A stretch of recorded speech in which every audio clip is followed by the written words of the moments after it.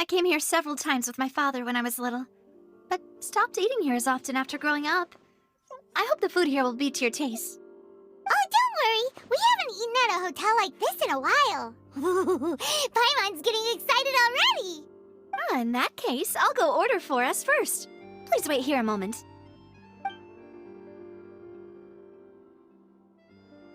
Ooh, everything looks so good. People in Fontaine sure know how to enjoy life. Why, of course. Go ahead, try whatever you like. If the food's good, I'll make a group reservation for the rest of Spina di Rosula next time. And if it's not? Well, then I'll still bring everyone. Albeit with only one dish per table. You, sure have your own way of doing things. Oh, we called this a farewell meal, but we could also treat it like a victory feast, right? We did just win that case after all. Oh, true. Very true. In that case, boss, we'll have another 2 dishes. Huh? Paimon didn't mean that you had to order even more food.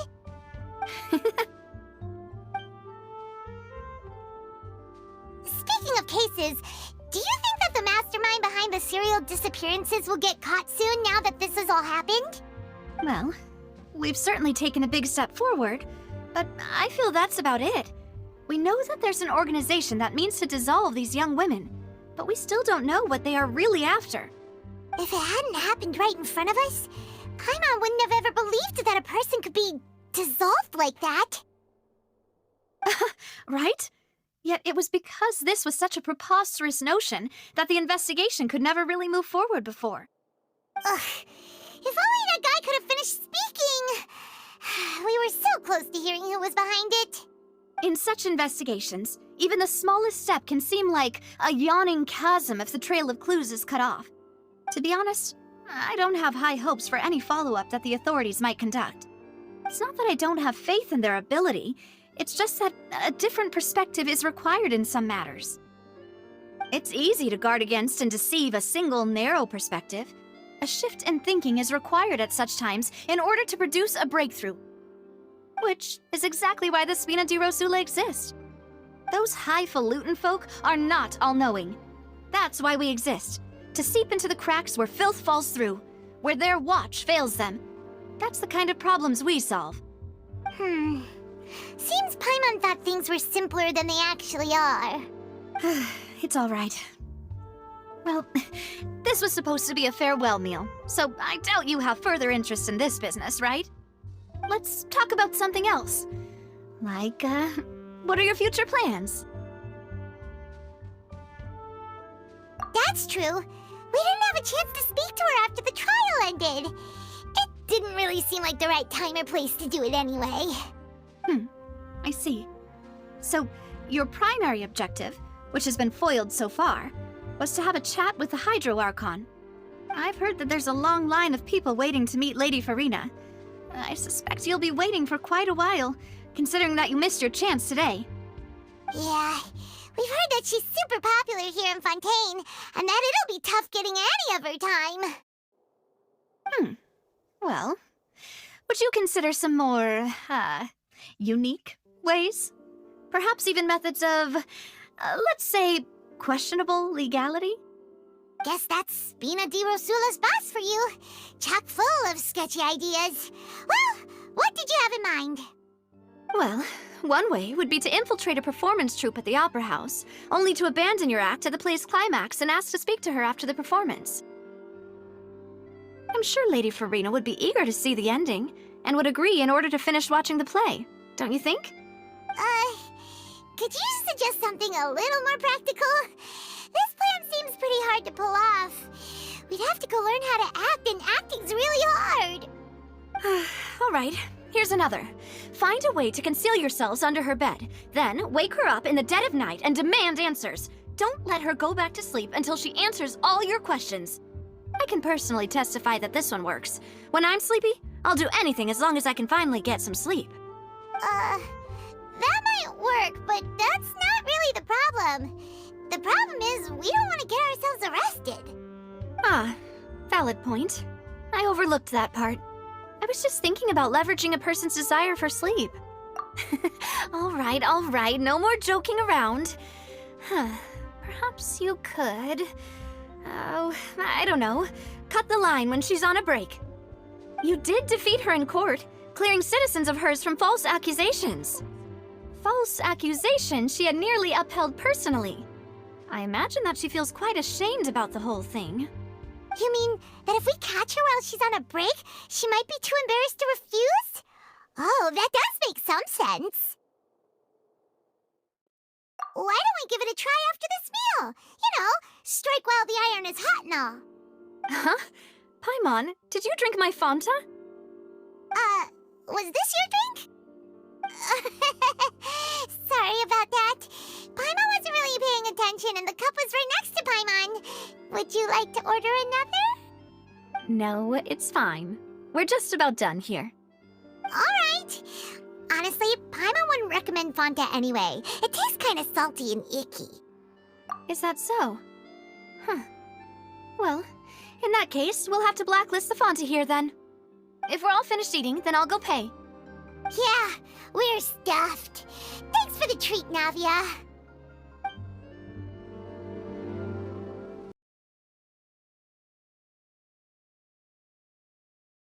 Oh, so full. Paimon can barely float anymore. Nah, that would be so... normal. You know, like you. Okay. As for expenses this month, we're left with... Hey, Navia! What are you doing over there? Oh, nothing. It was just a meal, you know? Nothing the Spina di Rosula can't cover. Let's get ready to try to meet the Hydro Archon again. Bye, Navia! So this is goodbye, huh? Well, if you do encounter any other trouble in Fontaine, you're always welcome to contact the Spina di Rosula. I'll give your request the highest priority. In any case, I wish you smooth sailing.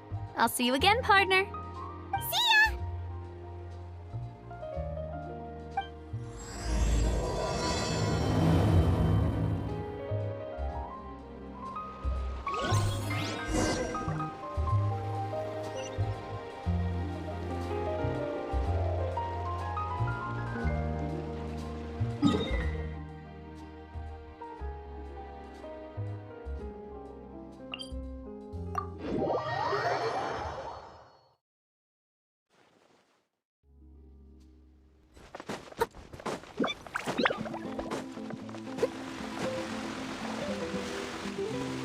People around anymore. Looks like that boat we took to Araneas might have been the last one. Vache. Looks like we're back here again. Huh? Traveler? Are you hearing voices again? Ugh. That's kind of spooky. Are you sure we don't want to come back in the morning? Vache? Vache. Hey, why are you still walking towards it? There might be something nasty in the water. Huh? Hang on. Paimon can kind of hear a voice. It's calling for Vache, right? Hey, Traveler! Stop walking! Come on, wake up!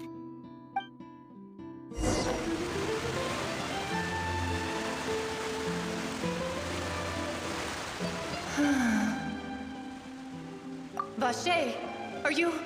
my dear Vache? No, wait. You seem to be someone else. Do you know Vache? Do you know where my love is? Wait. Who am I? I'm very sorry. I fear I do not know. My memories feel like they have been washed away like a flood. So many fragments dissolved amidst the tide, never to be recovered. How much have I lost?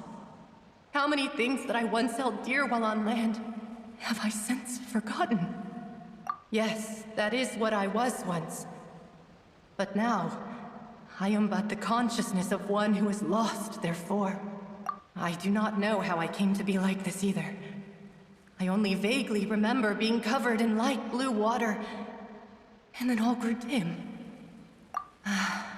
I also remember going to many places. I loved adventure, loved exploring places of peril. No matter where I went, Vacher would go with me. I knew how dearly he loved me, and I also loved him equally as much. But now, we can no longer go back.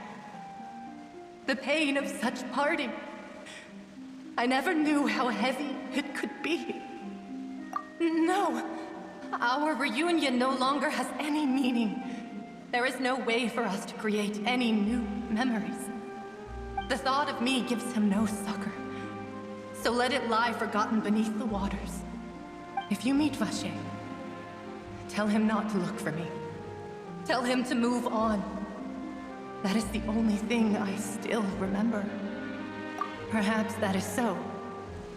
As I was submerged in the waters, losing consciousness, I saw Vacher above the surface. His eyes were filled with such sorrow, such longing. If only I could have comforted him, told him that I did not suffer. Indeed, I had felt a great warmth. Is that what you call it? Dissolving. If anything, I consider it a form of release.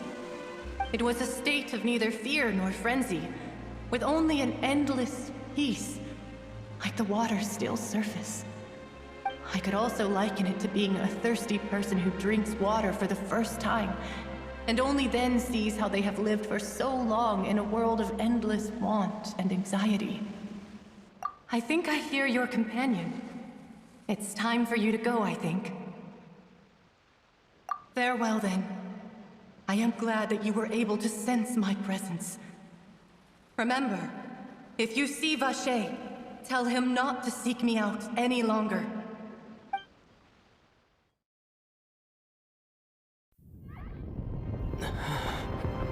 Wake up! Come on, hurry! Navia's outnumbered!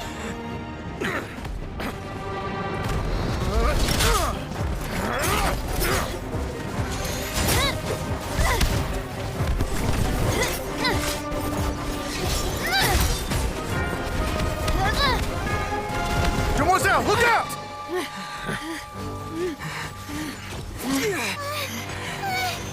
Dear God, it's a whole army of Gardamex.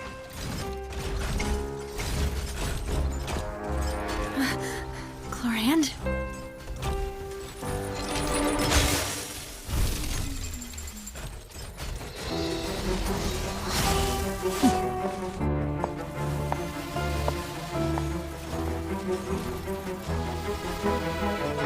Quick, now's our chance!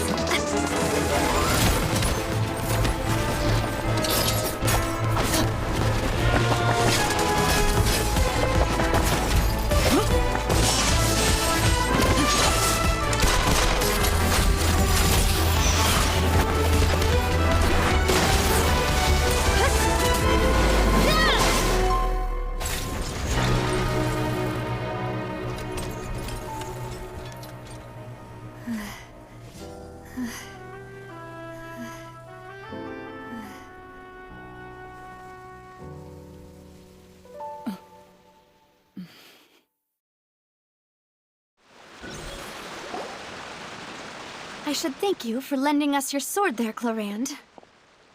But before I do so, could you explain how you managed to show up here? I followed you. It seemed to me that danger has followed you more closely as of late. I believe that following someone without their knowledge is actually called stalking, is it not? Mr. Callus's last wish was for me to ensure your safety, and I will not betray his trust. He would do the same, were he alive today. Do not speak of my father! Sorry, Demoiselle. I was not strong enough. Thank you for your aid, Miss Clorand, but do keep an eye out for your manner of speech. I believe we all wish to avoid unnecessary emotional harm. Sorry, I did not consider your feelings. Whatever. What else do you know? How did you come to the conclusion that I'd be in grave danger? I doubt I know much more than you, but I believe that the mastermind behind the serial disappearances is very powerful. Your performance tonight will almost certainly attract their attention. I'm sure they've known about me. To be honest, I'm shocked it's taken them this long to act against me. And what about these Gardamex? I thought only those associated with the Maison Gardiennage could control them. None of these mecha have serial numbers. I was sure to check a moment ago. They are not the ones used by the authorities to enforce the law. I can only conclude that some powerful or wealthy party must have obtained them via illegal means, deploying them as a private force of sorts. What? Your point being that they're out of Spina di Rosula's league, then? Yes. Be careful, and do not act rashly. I will continue investigating no matter what. We will bring the truth to light. That's my father's true last wish. Regardless, thank you for your help today, Clarand. But if you get any ideas, tell me first. I don't much appreciate being followed. I do not think that they'll strike again anytime soon. So I shall stop following you. Good day, all.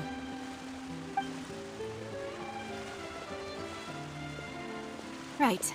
I suppose that's the best news we've gotten today. Demoiselle, I believe that Miss Clarand was being sincere with you. If we tried, we could attempt to thaw relations a little. I know, she's... Oh, thank goodness! Paimon thought we were done for! Those Gardamex came out of nowhere while you were unconscious, and Nadia and her gang saved us! Oh, and there was that champion duelist named Clarand who came out to save us too! We got lucky there. Paimon probably couldn't have fought them off otherwise.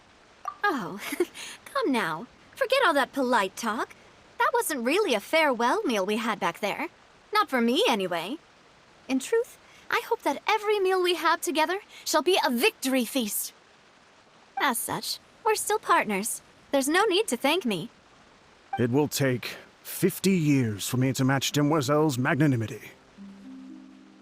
If it were me, I would have joined the Spina di Rosula on account of her goodwill long ago. All right, you two. That's enough. Actually, Navia, how did you know that we were in danger? You sure did show up in the nick of time. Well, to be honest, you're the one who tipped us off, Paimon. Huh? Really? Paimon contributed somehow? Cool, Paimon's even more amazing than she thought! Yes, all thanks to you grabbing my drink by mistake. How did that help? After we parted ways, I was on the way back to one of our bases when I suddenly thought of what you said. That the Fanta tasted kind of salty and icky. Fanta only comes in sweet flavors, so how could it have tasted salty? The color of the drink, if I recall, had also been a bit off. So the Fanta had been spiked with water from the primordial sea? Yes, so if you hadn't drunk that cup for me... Spina di Rosula is preparing the grandest of awards for you as we speak for saving the boss. Huh? Really? I sent people to Hotel de Boer to investigate, but whoever did this left no trace at all. That's when I figured out that you might be in danger and hurried here as quickly as I could. But why would they go after us too? All we did was defend Linny in court and help clear his name. Ugh, now we're caught up in this mess too, aren't we? Well, you did foil a plan that they were probably pretty proud of, and almost got their name in the process.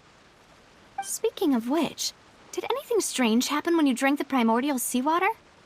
Well, it can't be a coincidence that the traveler fainted just now.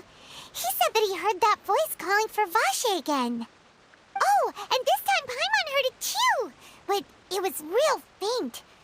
Does this situation have to do with the primordial seawater then? Does that mean the primordial seawater raises someone's sensitivity to hydro when it's used on people who are not from Fontaine?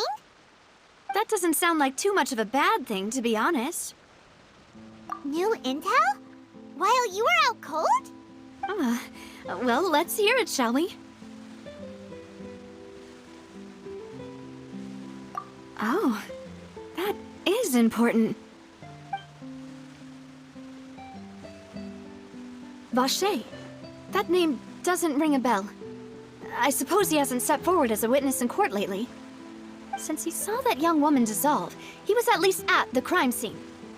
But he never gave testimony or any information regarding people dissolving in the primordial seawater. Could he have been threatened? Yes, thank you. This is very important information indeed. We will continue to investigate. Oh, you mean you'll help us investigate? Well, you did say that our farewell meal didn't really count. That means we're still partners, right? And besides, we're in this now whether we like it or not. You're not gonna let those people who targeted us get off the hook so easily, are you, Traveler? Demoiselle, do try not to look quite so pleased. You are the face of Spina di Rosula, after all. You talk too much. Well, in that case, let's head back to one of our bases, shall we? I'll arrange accommodations for you. We also have some plans to go over, and hopefully we can deepen our bonds as partners. But we'll take that one step at a time, I guess. Don't worry, you two. With us around, our base is definitely secure.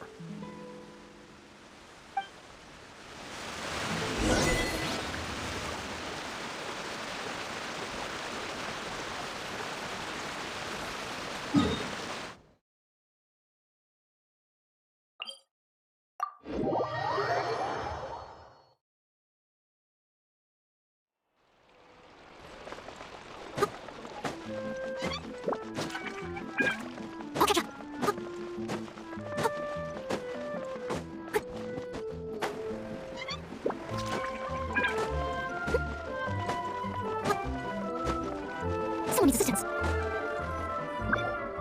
It's right up ahead, but let's make sure we weren't followed first. I've been keeping watch, Demoiselle. I haven't spotted anyone suspicious thus far. Very good. But let's not let our guard down for now. I shall find rooms for our respected guests. Thank you, Malus. Now, let's continue, Traveler.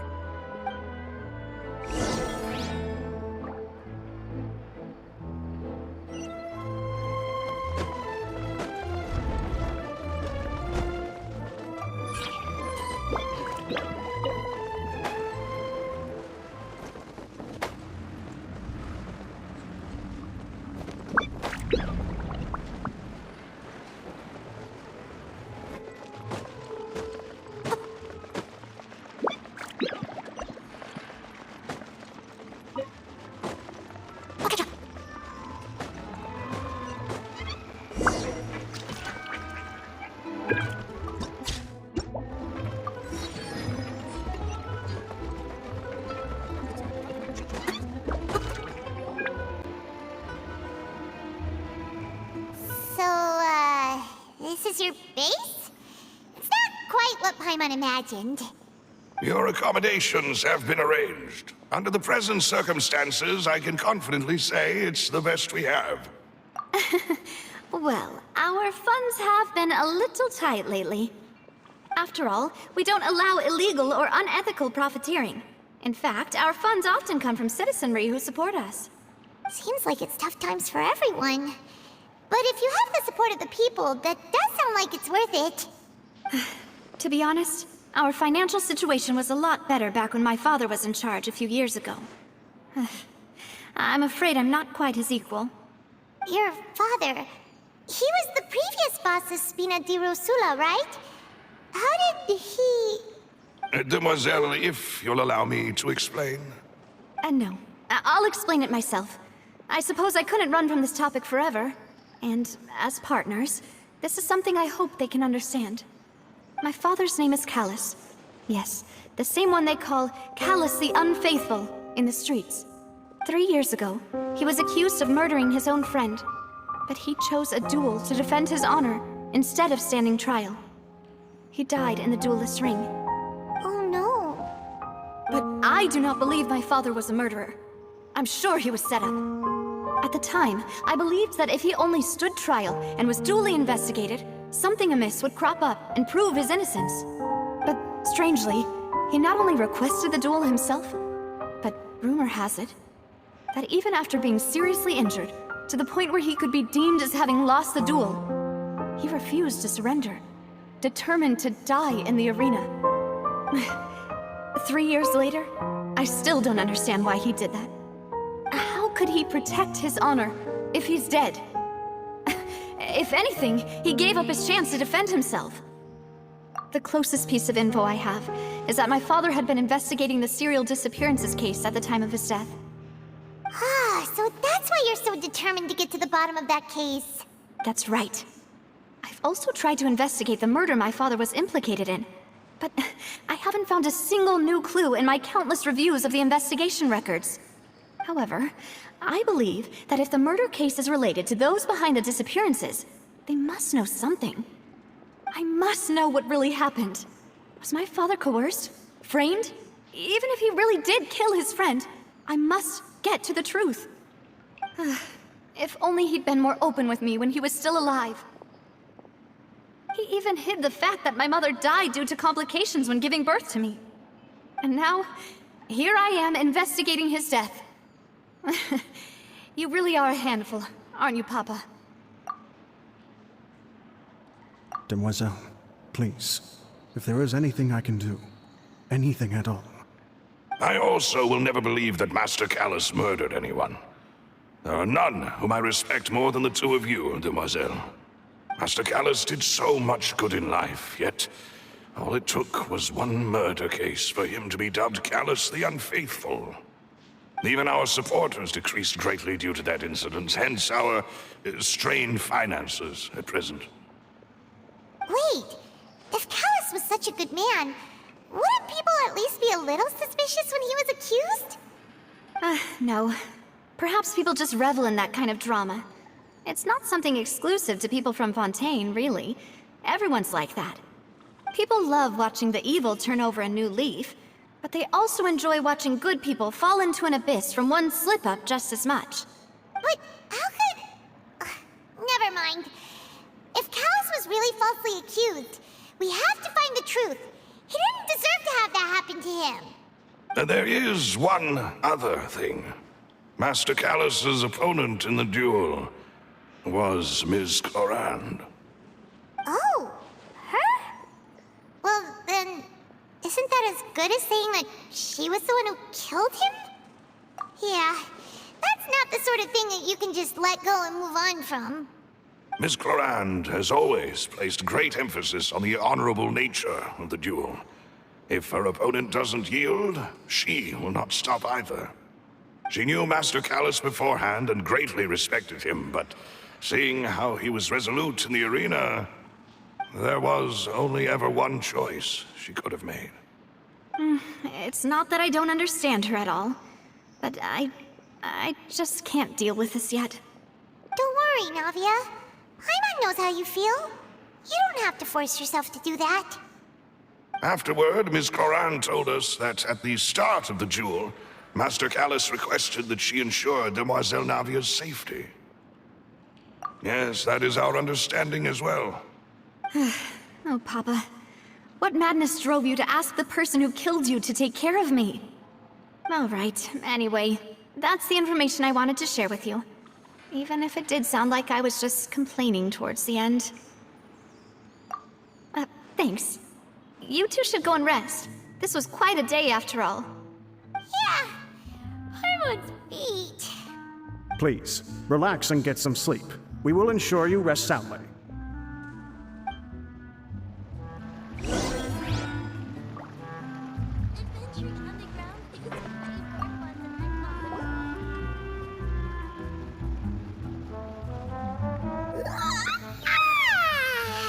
Paimon slept so well. This place feels almost too safe. Huh? Navia? Where did the other two go? I sent them back to Poisson. It's Spina de Rosula's place of origin, and where we have our headquarters. There's not much for them to do here at the moment. Paimon gets the feeling that you're just trying to get them off your back. But never mind that. When did you get back? Were you waiting here the whole time? No, I just returned after going out for a while. I did some investigating yesterday regarding the name Vacher. Wait, so you didn't sleep at all?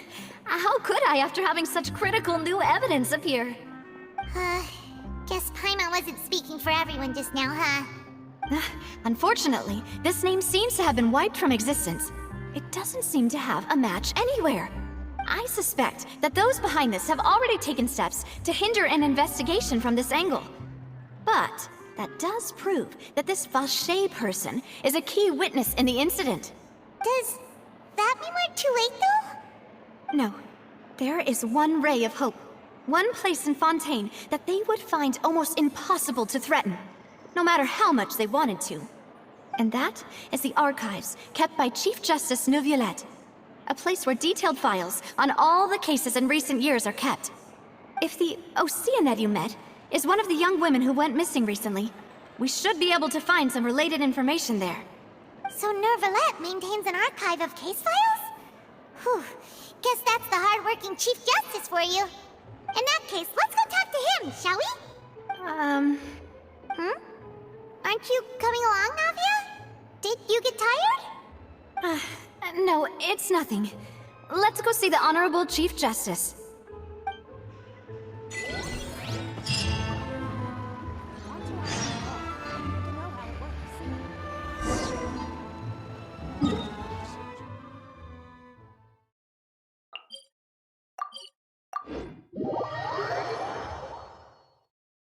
The Palais is right up ahead.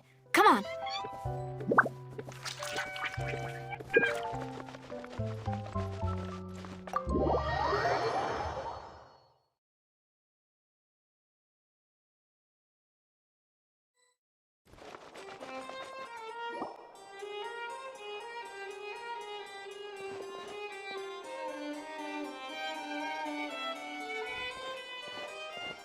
Halt! Please state your business here. The Chief Justice is presently occupied with official matters. Huh. This place does look pretty heavily guarded. Guess that proves that Neuvillette's files are really secure. Hey, don't you recognize us? Huh? Who are you? Just to be clear, I don't care who you are or who you might be related to. Our rules make no exceptions. See? They've got great discipline, too. Yep. Paimon can tell. If you're here just to crack jokes, I can point you towards the exit. Unlike some, we're busy, so please leave if you don't have a reason to be here. No. What I meant to say is, shouldn't you remember us from a few days ago? We were at the trial of the great magician Linny. Oh, yes, I remember. I read about it in the Steambird. You must be Linny's attorneys. It's all coming back to me now. We're here today to report and archive some information on a follow-up case. Huh, is that even a thing? Of course. Don't worry, we're here on official business. You can trust us. All right then, I'll let you through. The Chief Justice is just inside. Thanks so much.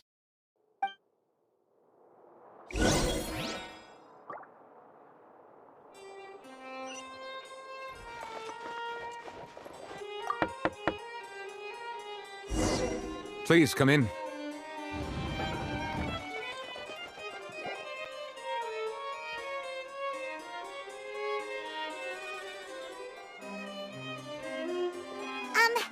Sorry to barge in, Monsieur Neuvillette. We only lied to get in because we didn't know any other way. It's all right. Please let me know how I may be of assistance to you. So you're not mad at us? We're looking for a man called Vacher. He may have been an eyewitness in the serial disappearances case. If we can find him, we may be able to unearth some key information on the case. Ah, I see. In that case, please wait here a moment while I browse through the files.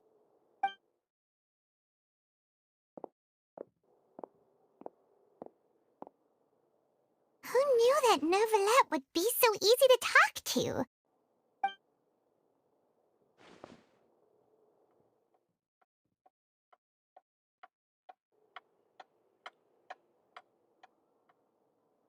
Unfortunately, I'm quite certain that no one by the name of Vacher has been involved in any case, criminal or civil, in the past several years.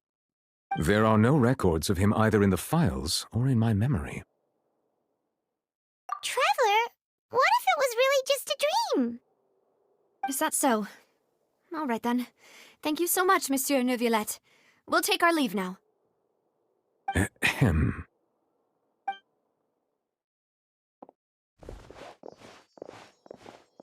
Miss Navia, I can understand how you feel. Your father, Callus, was a truly exceptional man. We deeply regret his passing. And what are you trying to say, Monsieur Neuvillette? Are you trying to console me? Extend your sympathy? Or just express some tendril of regret?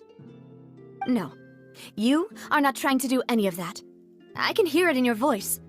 There's no emotion behind your words. You only said those things because you felt like you should. It's just like last time. After my father took his place in the duelist ring, I pushed through the guards to talk to you as a last resort. You even told me then that you thought there was something fishy with the case, yet you still allowed the duel to go ahead. In your eyes, the value of a human life is nothing compared to those cold laws you hold so dear. If you truly regret my father's death, then why didn't you call a stop to the duel? Why didn't you give me the power to stop him from throwing his life away? Why did you just let him die, despised and hated by all? Everything was hanging on a thread at that moment. Just the tiniest effort could have changed everything. There are still so many things I never got to tell him. So many questions he still owes me answers to. If you really have no heart, then just look me in the eyes.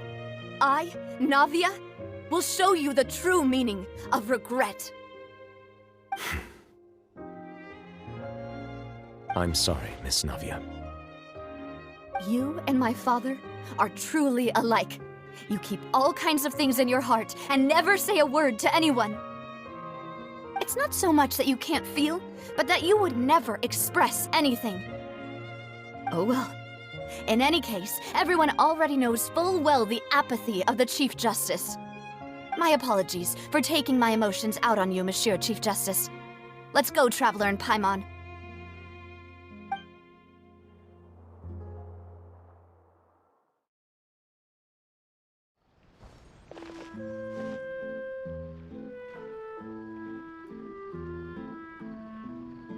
Navia, are you okay? I'm fine.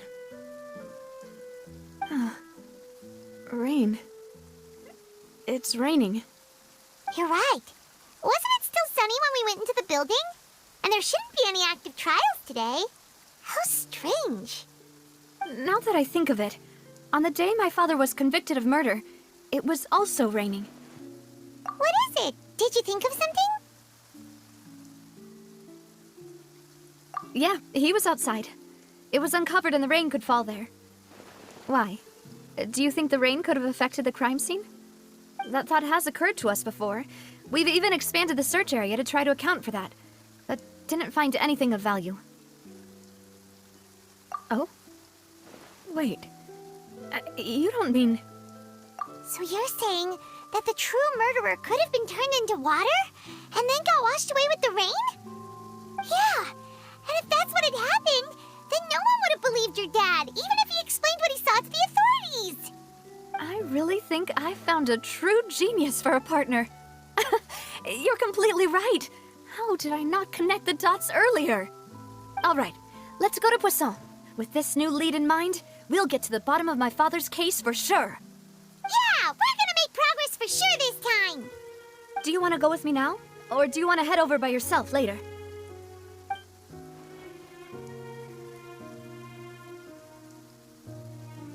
Great, let's go then.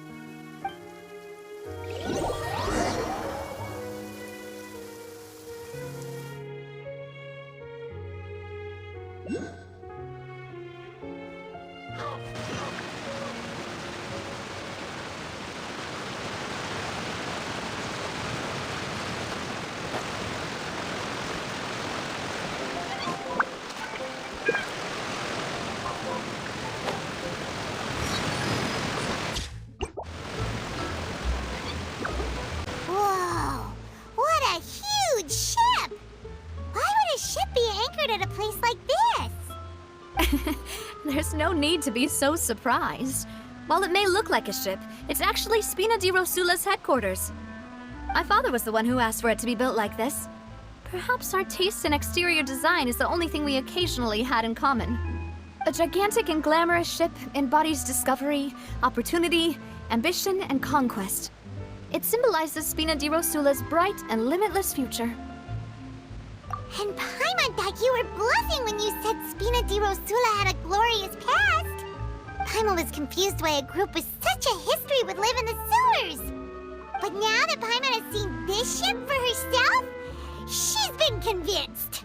Well, Poisson is where Spina di Rosula began, after all. It's our main base, our home.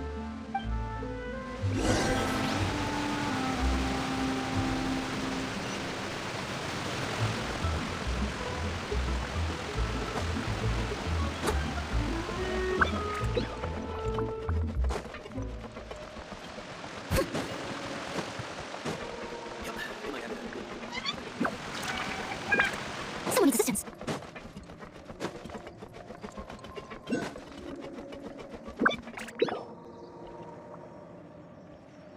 Melus, we're back!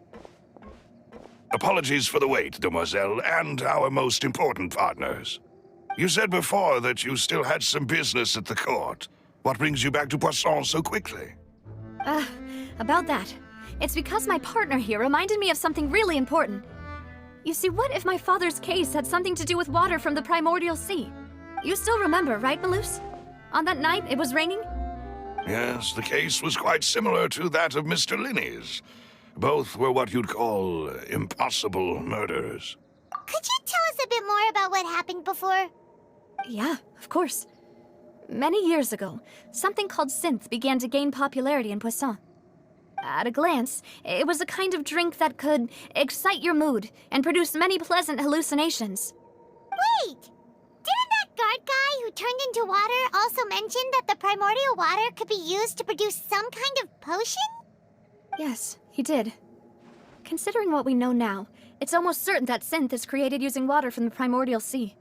If you drink synth for an extended amount of time, you'll suffer many side effects, such as losing the ability to focus or control your emotions. And if you were to stop drinking it completely, you'll experience flashes of paranoia and anxiety while lacking energy to do anything. It's an extremely dangerous substance. As he oversaw Poisson, my father was compelled to put a stop to synth abuse and called for a complete ban of it. Boss's uncompromising attitude incurred the synth vendor's wrath, but no matter how much they threatened or bribed him, he refused to yield. Not only that, Boss became determined to find the mastermind behind the synth operation and put an end to the problem once and for all. Yes, but the enemy was very cunning. So he could never get anything out of the dealers, all of whom only sold the stuff and weren't privy to the rest of the operation. Recognizing that, my father decided to contact the dealers in secret and cultivate personal relationships with them. Finally, he was able to convince someone to become his informant. The man's name was Jacques. He felt greatly ashamed about his work after seeing many families destroyed by synth abuse. That night, my father hosted a banquet at his countryside estate. He planned to meet up and exchange information with Jacques over some food. But then, we heard 2 gunshots from the courtyard. We raced to the scene and found my father, still holding a gun, and Jacques, who was already dead on the ground. Huh? How did that happen? Aren't they on the same side? Sounds just like Lenny's case, doesn't it? In both cases, the culprit seemed obvious, but neither appeared to have any motive at all. Looking back on it, though, I now believe the most important clue was something we all overlooked at the time. There were pieces of clothing left at the scene. Precisely. It's all thanks to you that I made the connection now. Back then, we all just thought they were some costumes that Jacques used to disguise himself at the banquet. But, considering it now, it's almost certain that they belong to a third person at the scene. With one extra person, we'll also need to reconsider why the 2 shots were fired. You're right. We still don't know what happened. But my intuition tells me that we're on the right track to figuring it all out. I'm finally headed towards the truth. Jacques was an empathetic man who was infinitely remorseful for his past actions. It's unlikely that he turned on Boss with 0 warning. I think this third person is probably the key to the full truth. On that note, however, even though this will not please you, demoiselle, as you're and your father's butler, I must still offer a word of warning. Our opponent is insidious and cruel. They are extremely difficult to deal with, and Boss has already lost his life trying to bring them to justice. Even though Spina de Rosula has lost most of its former glory, Poisson has welcomed a new time of peace, and we have been allowed to live out our lives. There is no need to follow your father's path. It would be both wise and in line with Boss's wishes to step back and give up on the case. If that's indeed what he wished for, then he should have told me that himself. Was I not the closest person to him? And yet, I was the one most kept in the dark. What was the point of him dying without sharing any of the secrets he knew? Did he manage to protect anything in the end? Synth is still here. Callus the Unfaithful is still his epithet. And Spina di Rosula is barely getting by. Nothing has changed. Did he think I'd just accept his meaningless death and live out my life just as meaninglessly? I've never accepted that. Ever. Not since that day, and certainly not now. I want to find out the real answer for everyone's sake. For the missing girls, for the victims, and for myself. Davia. This is indeed the best moment to act.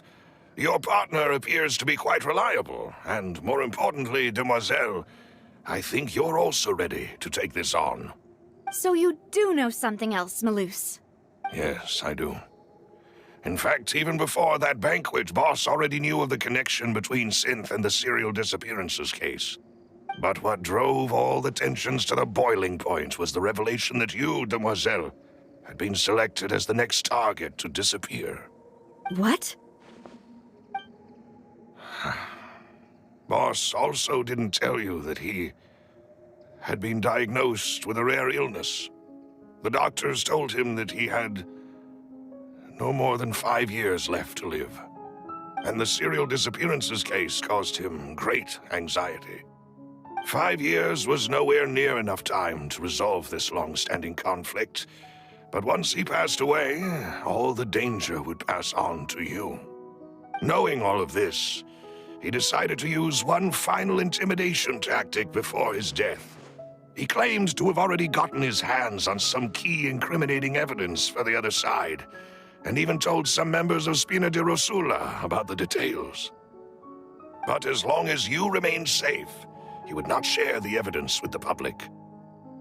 If something were to happen to you, then he and all those he told would immediately expose all they knew about Synth and the disappeared victims. Right, so nobody would be able to get off scot-free. As we've seen, Boss's tactic has worked. Even though Boss has been gone for a long time, the other side has not tried to take Demoiselle's life. No, I don't believe it. He never appeared to look sick to me. No father wants their daughter to see them weak and haggard, especially someone as proud as Boss. To him, dying in a duel and suffering lasting dishonor as the Unfaithful was still far preferable than losing face in front of his daughter. So he chose to die in silence, so that he could protect me. I'm afraid you're not understanding this correctly, Demoiselle. What Boss wanted to hand to you was not a parasol, but a sword. If Boss's spirit could hear you telling me that you want to find the answer for the sake of everyone involved, I'm sure he'd be extremely proud. That fool. Couldn't he have just given it to me straight? No. He might have set up everything precisely because he never thought I'd be able to understand him. Is that the amount of confidence he had in me? And what if I was never able to make it to where I am now? Yeah. I suppose that's true. With the way he'd set things up, if I had wanted, I could have just lived out my life without a care in the world. But thankfully, he rarely talked to me about complex matters, and thus understood little of me as a person. In this case, he really didn't need to give me an easy way out. Malus, what was the key evidence that he shared with you? It's the location where Synth is produced. Essentially, it's the enemy's headquarters. When he was threatening the enemy, Boss didn't share the specifics of the incriminating evidence he found. But if you want to use it against the enemy, you'll still have to take several things into consideration. Why? If we know where the place is, can't we just go storming in? You mustn't forget that we're fighting against a mysterious and dangerous organization that's been in operation for decades. There's no telling what might be lying in wait at their headquarters. We also have no idea what kind of evidence we may be able to find inside, nor what people we may be able to capture. But a single visit to their headquarters will be tantamount to a formal declaration of war. The worst case would be that we leave empty-handed, but also open ourselves up to full retaliation. Then, in that case, why not work with the Fontaine authorities? Well, you saw one of them dissolve during Mr. Linney's case. We have no idea just how thoroughly they may have been infiltrated. Huh. That's true. Seems my father really had no choice. But things are different now. It should be a lot easier to prove the other side's guilt, now that we've connected Synth with the disappearances case. You sound like you've put a lot of thought into this, Maloose. I am the butler, after all. I live but to serve the boss and Demoiselle's will. I've always been willing to take on any kind of risk for your sake. But considering my relative lack of ability, I've spent my time keeping secrets, performing basic investigations, and waiting for the right time to come. Thank you for all of that, Maloose. Have you discovered anything new in the past few years? Let me think. One conclusion I came to was that the enemy must be quite familiar with Spina di Rosula, or at least have an informant planted here. When I announced orders to the organization's members on Demoiselle's behalf, I used to deliberately keep a few people in the dark and observe the reactions of the synth vendors. If the vendors didn't change their plans, then the individuals informed of our orders must be innocent. If the vendors packed up and fled, however, then someone must have given them the news. After several rounds of testing and investigative tracing, I've narrowed the suspect list down to 3 people. The first is Florent, Spina di Rosula's senior advisor. Huh? Florent? Yes, surprising, isn't it? He was one of the people Boss trusted the most, which also means that he was someone who understood Boss really well. Thanks to his position within Boss's innermost circle, he always knew our upcoming plans and could thus avoid capture this whole time. There's someone else like him too. Marcel, the head of Confrérie of Cabrières. Uncle Marcel. It's a guild in Poisson. Boss helped it to grow to its current size and prominence. In the beginning, they were only reselling some daily goods, but now they're one of the richest guilds around, with a lot of business connections in the city. So, they're like a sister organization of Spina di Rosula? Yes, you can say that. When we were fighting against the synth dealers, they provided us with plenty of support. It's a bit difficult to imagine someone using their own money to hunt down themselves. The final suspect is Thierry, the man responsible for coordinating information between Spina di Rosula and the guards. Although the guards mostly leave us to our own devices, there are still many activities we have to report to the local authorities. Since Thierry is always in the know about our current activities, he could theoretically always plan one step ahead. I see. These are all people who I communicate with quite regularly. To think that the enemy we've been fighting against has been right next to me all along, among those I trust the most. It's almost too hard to believe. If you want to investigate them, please take every precaution to not alert the quarry. Judging from our experience, the enemy is extremely cautious. Of course. And thank you, Maloose. You've provided us with a lot of great information. You're too kind, my lady. I'm just doing my duty. And before I forget, proving Boss's innocence would also mean clearing him of blame in Jacques' death. After that incident, Jacques' wife and daughter were taken into the Spina's care. They still live in Poisson today. If it might help, you could also pay them a visit. I can make the necessary arrangements. Aw, thank you so much, Maloose. You really are the best. A new case awaits, my dear partner. I hope we can work together to uncover the truth and end this case once and for all.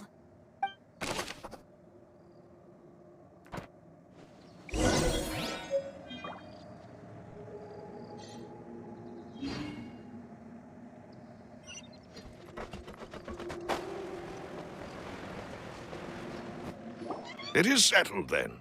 Please excuse me, and enjoy your conversation at your leisure. Thank you for arranging everything for us, Malus.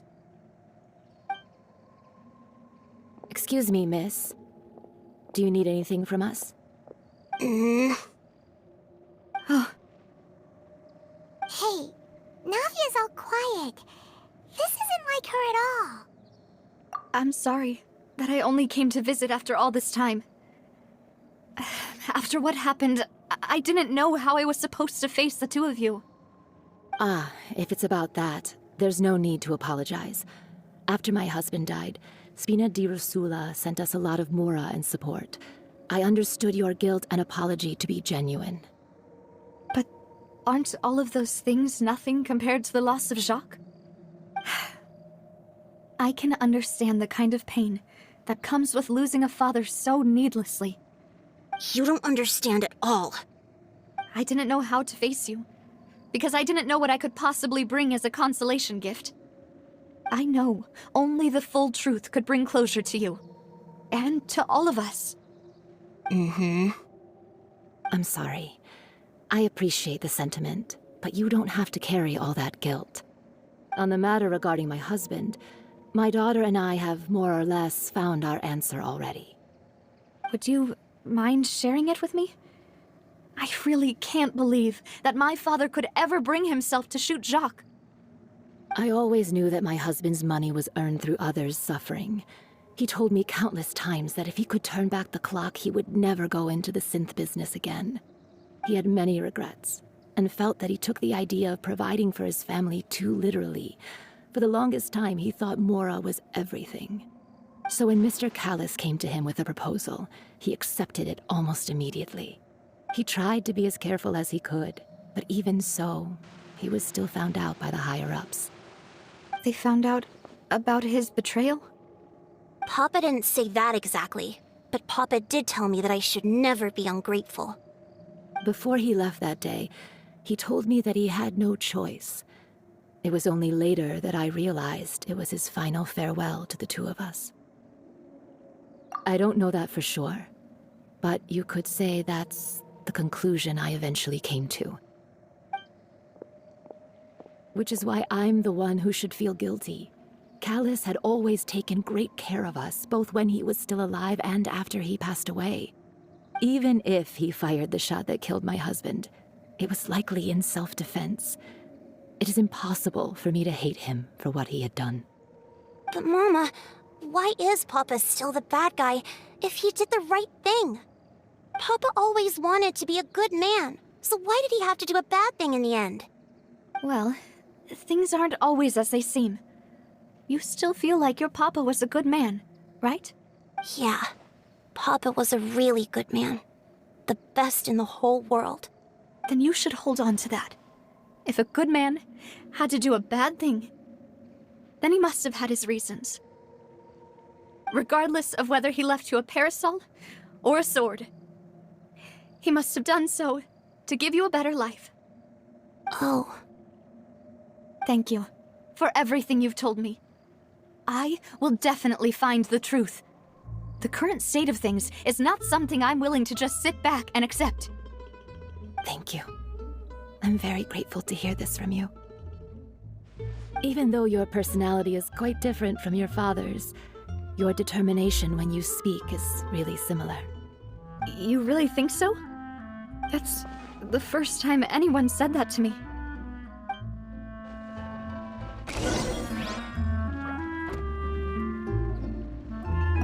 I'll leave my husband's case to you. Thank you, Miss Spina, and Miss Spina's friend.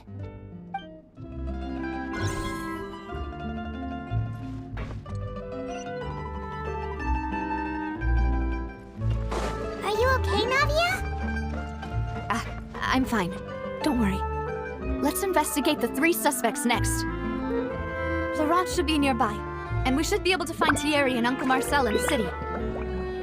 I'll get myself together on the way, so please don't worry.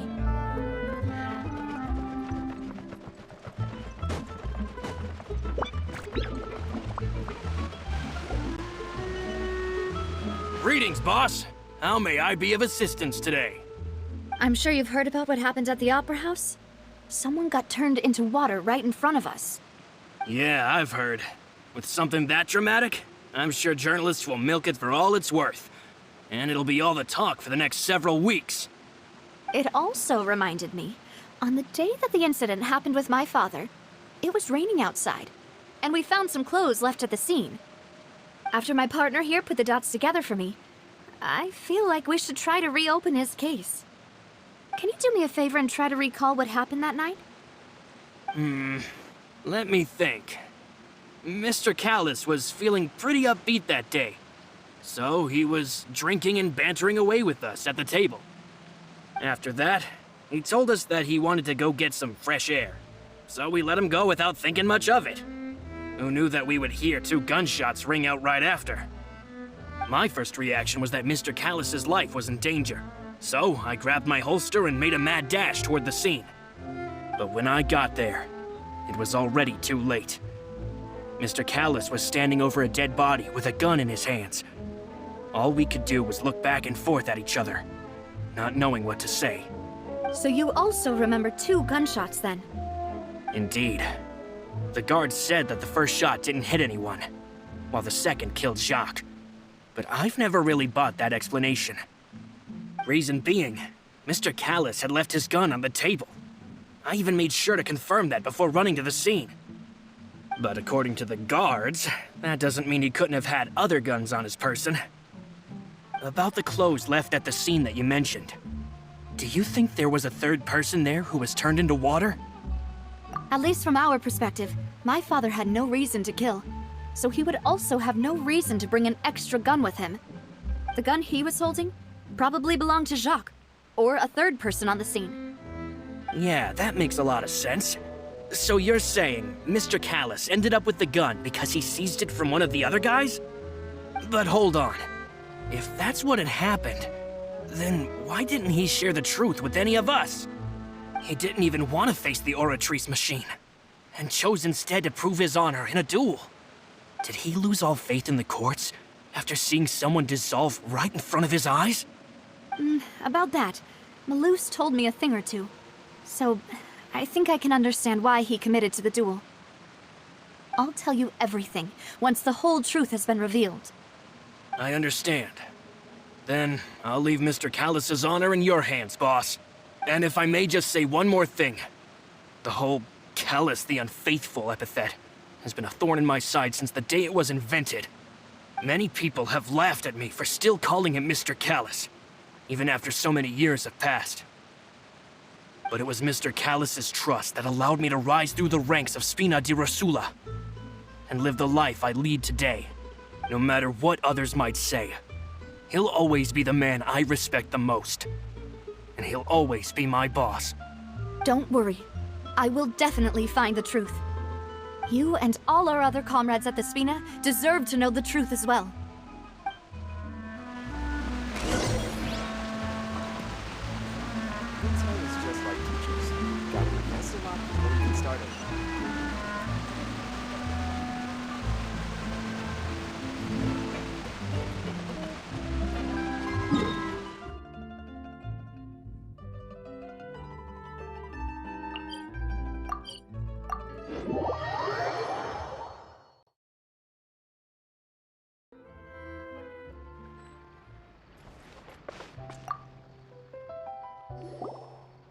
Hey, Thierry, it's me. Oh, now, what brings you here, Miss Navia? I've heard that you made quite the name for yourself at the Opera House. Oh, so you've got news of that already. Oh, okay. Hey, I'm also a member of the guards, you know. The way you make it sound, people would think I was sent off to Poisson because I had done something wrong. Are you sure there isn't a little bit of truth in that? Under normal circumstances, shouldn't you have been called back to the city already? I mean, where I work is really up to me. Let's just say I enjoy the ambiance of Poisson. Callus did a fantastic job running the town, building Spina di Rosula from the ground up and clearing many obstructions in my way. It would be next to impossible for me to find a similarly easy but high-paying job in the city. Anyway, enough chit-chat. Are these two friends of yours? You, here for some formal business? Yes. These two are my partners. What happened at the Opera House made us realize that Linny's case and my father's may be related. We're trying to reinvestigate the details of my father's old case. Ah, I get it. You think there might be more to the case now that we know people can be dissolved into water, right? I was also flabbergasted when I first heard of it. If you want to go through the original files from your father's case, I can help you look for them. That'd be much appreciated. Thank you. Actually, I have another question. Do you have the authority to dispatch Gardamex? Of course. Without them, I couldn't possibly handle Poisson on my own. Why do you ask? We definitely can't use them to forcefully get more evidence for your father's case. Well, you see, just recently, we were attacked by a horde of unnumbered Gardamex in the city. So, if you hypothetically wanted to do something against me, all you would need to do is get rid of the mecha serial numbers and send them after me. Then you think too highly of my abilities. Dispatching mecha is very different from controlling them. If I had to make an analogy, when you order a dish, the chef will make it for you. You can ask the chef to cook, but not to massage your shoulders or carry your baggage. If you try to make unreasonable demands, the chef would just think you're out of your mind and ignore you completely. The same goes for me and my Gardamex. Removing a serial number is also not as easy as you might think. There are a lot of complex steps to it, and it's almost impossible to keep it a secret. So I can promise you, those mecha were definitely private units. They're certainly not cheap. So whoever their owner is must be super rich, powerful, or both. Now that you mention it, though, being in the synth business would definitely be profitable enough to afford this. Oh, then you're officially in the clear, Thierry. Oh, thank you for the vote of confidence, Navia. Jokes aside, I'd like to wish you all the best with your investigation. I'll be staying in the city for a little while, so just come find me if you need any support from the guards.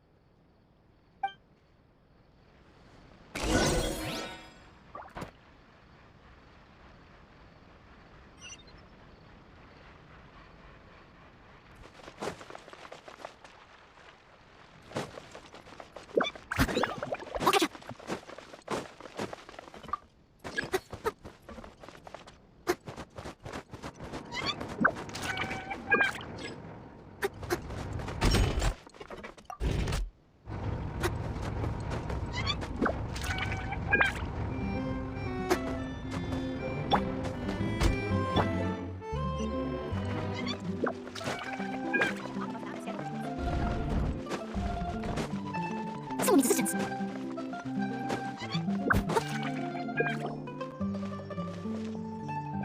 Hello, how may I help you? I'm here to see Marcel. Could you please let him know? You can just say Navia's looking for him. Sure, I will let him know right away.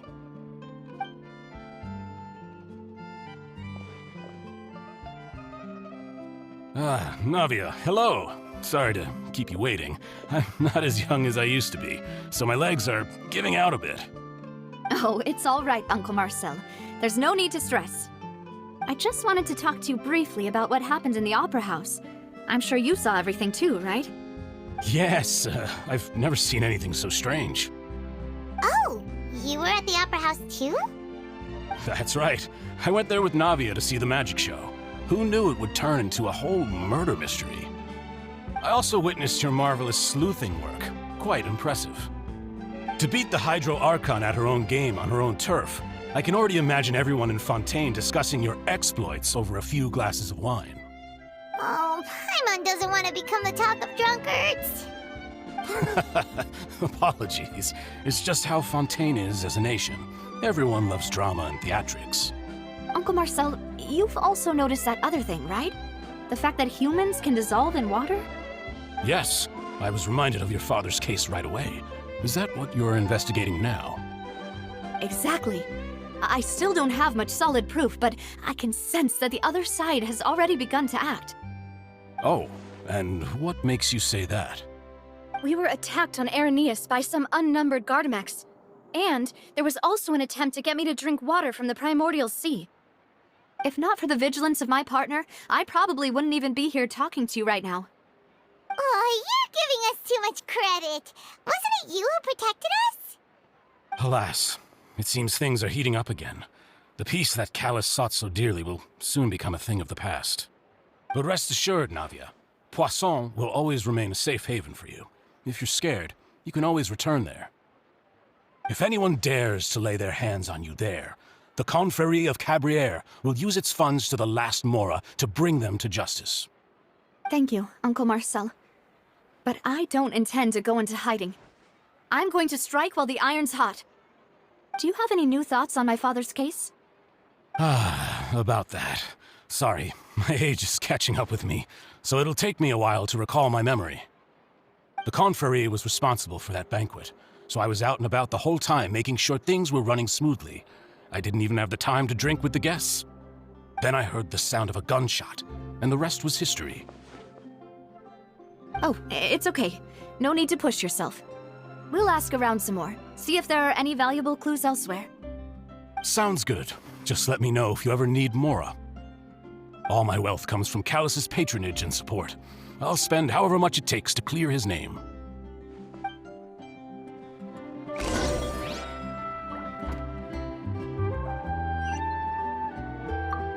Alas, why do these kinds of things happen to the kindest people?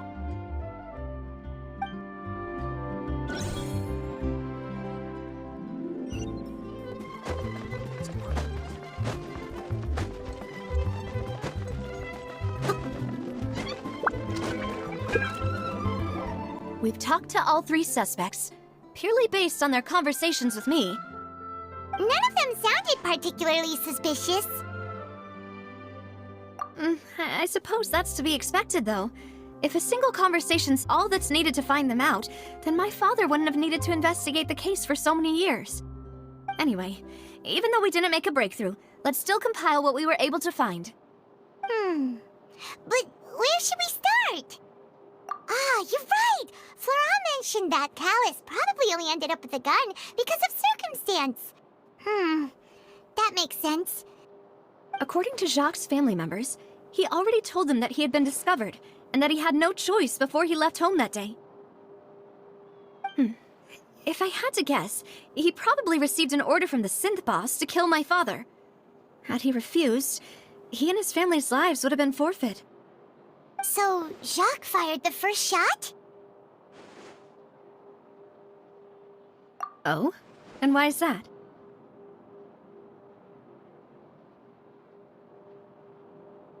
Ooh, that's a good point.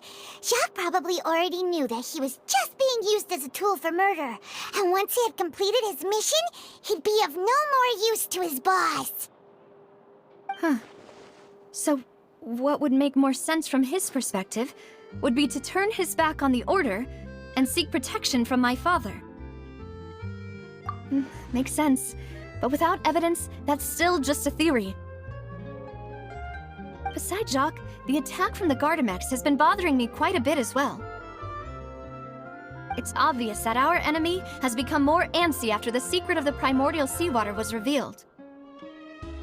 Do you think he knew, even then, that we'd follow this lead to the end?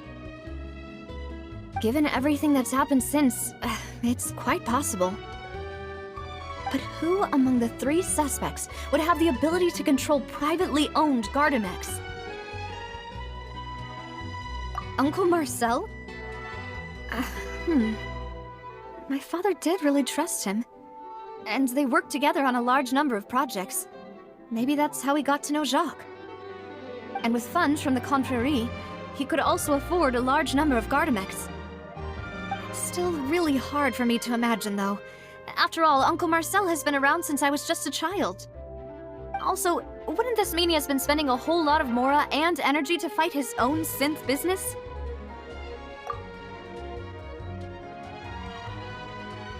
Thierry, you say? It is possible that he's figured out a way to convert the Gardamex for personal use. But I didn't feel like he was lying when he was talking to us about the mecha. I also don't think he'd be able to keep that kind of tampering under wraps. Yeah, had he actually tampered with the mecha, we'd be able to prove it with a simple check of the guard's inventory.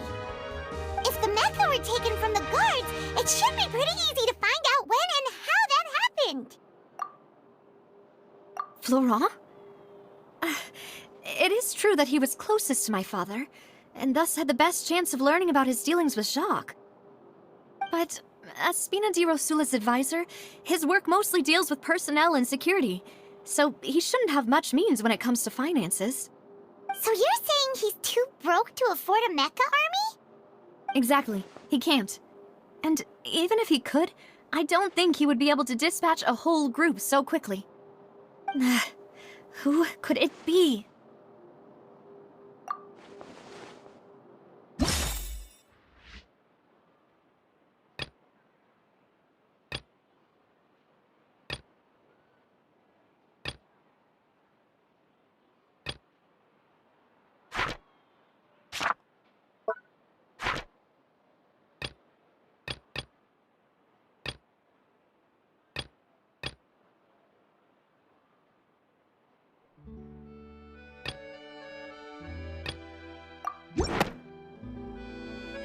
You know, if you think everything through, Uncle Marcel is indeed the most suspicious of them all.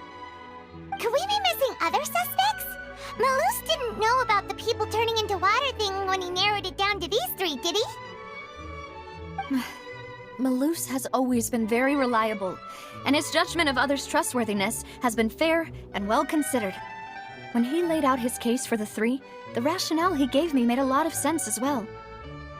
The suspect is knowledgeable about the Spina's internal affairs, has the means to dispatch Mecha to assassinate us, and possesses significant intellect and foresight. Even if I don't want to believe it, I'm starting to see how things could all tie back to Uncle Marcel. Well, we still have another trump card on top of all the theorizing and speculating. Yes, Malus did say that charging straight in there would be extremely risky. But we don't have any other options right now. We need far more solid proof before we can hope to go charging in on our enemy. Navia, here you are. Oh, I've been looking for you. Huh? Aren't you the guy from the guards? Did something happen? Yeah. News came from Irenaeus just after you left. We've got another trial on our hands. Wasn't that place built specifically for holding trials? What's so newsworthy about this one? I know. But they said the person they're putting on trial is a Fatui harbinger called Tartaglia. What? Is that someone you know? Yeah, we know him. Maybe even a little too well. Well, he's been accused of being the true culprit behind the serial disappearances case. It's absurd, don't you think? Wait, how? None of our investigations have had anything to do with him. That's what I thought was strange about it, so I came to tell you the news right away. If the charge against him stands, then it'll be next to impossible to get the guards to support any of our planned investigations. Right, because they'll think they've already found the culprit. Yeah, and it'll be a lot harder then to clear Mr. Callus's name. I understand. Well, partner, what do you think we should do? We still haven't found any conclusive evidence. Huh? Split up? What do you mean?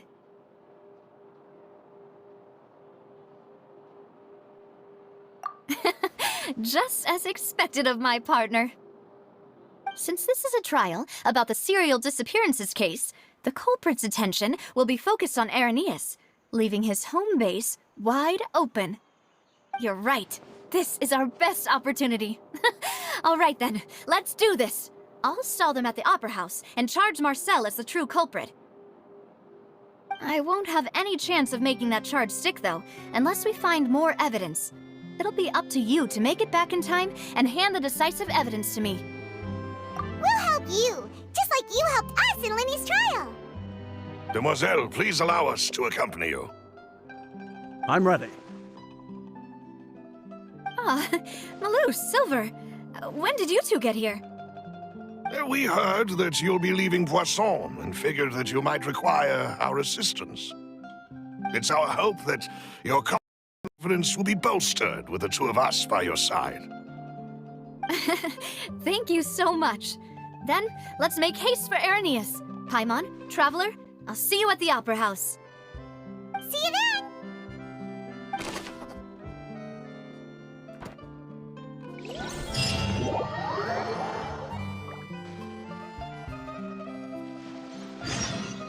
Now that Navia has set out for Irenaeus, we should also get going. The location has already been marked on the map, so let's head over. Leave it to me, Ollie. Huh. According to Melusa's info, the synth production base is underwater. Let's go and try to find the entrance.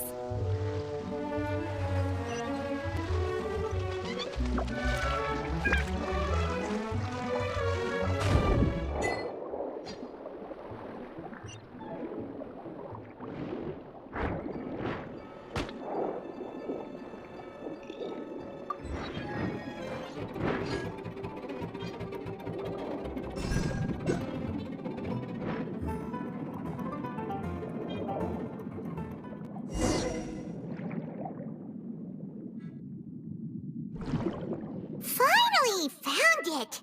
Huh. So this is the entrance that leads to the synth production base. It sure doesn't seem out of the ordinary at all.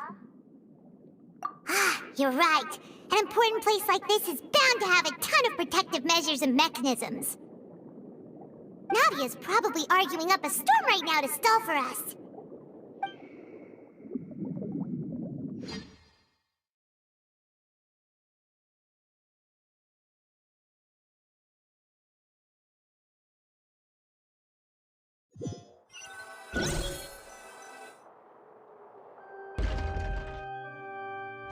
It would appear that I must repeat my question again, Mr. Tartaglia.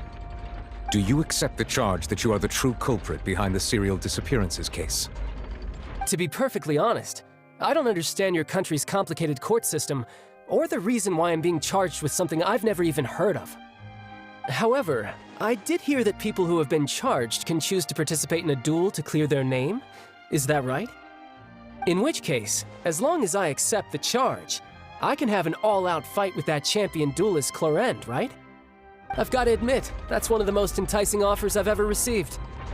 When I privately sparred with her last time, she was obviously holding back. Real disappointing. Hey! Don't you understand? You're currently the prime suspect for a major case. This isn't the place for you to be looking for fights. Oh? Sounds like the Hydro Archon wants to lecture me on the ways of the Opera House. Then why don't you duel me too? I'm the kind of student that learns best in the heat of battle.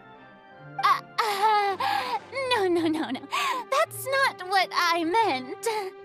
Alas, it would appear that communication with the defendant is going poorly, and we have made very little progress. In that case, let me explain everything from the very beginning again. The goal of this trial is to determine the culprit behind the serial disappearances case. That case had nothing to do with him! You've got the wrong man! Huh? What's going on? Why is she interjecting again? I told you it couldn't be one of the Fatui Harbingers. Miss Navia, this is the second time you've interrupted the court proceedings. I only tolerated your behavior last time because you were able to provide the court with a key eyewitness. But that was an exception rather than standard court protocol. I can very well charge you with contempt of court for your interjections. Oh, please. Did you ever think I had any respect for this place's pointless theatrics? We can put that discussion aside for now. I'm not here to argue with you. I'm here to charge the true culprit behind the serial disappearances case. And if my charges prove true, then Tartaglia here will be proven innocent by default, correct? Oh, a young lady has charged in and offered to clear my name. How fascinating. Well, I'd gotten half bored to death by all these rules and procedures anyway, so I'll take you up on that offer. So, Your Honor, is there nothing else for me to do now? You may take a seat for now in the audience, but that doesn't mean the suspicions against you have been lifted. Now then, Miss Navia, who is the person you would like to charge instead? That person is...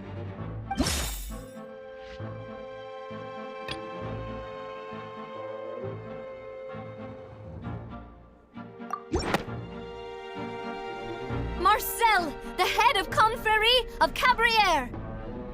Huh? What confrérie? Never heard of them in my life. I've heard of them, but weren't they Spina di Rosula's sister organization? Oh, is this going to be a friends to enemies type situation? Please let me remind you, Miss Navia, that charging someone is an incredibly serious matter. Committing to the charge also means taking on the legal responsibilities associated with it. And if the charge fails, depending on the circumstances, you may also be charged with the crime of making a false accusation. Knowing this, do you still wish to charge this man? Yes, I do.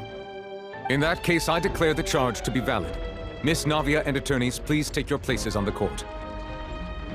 Members of the guards, please contact Mr. Marcel right away so that he may stand trial.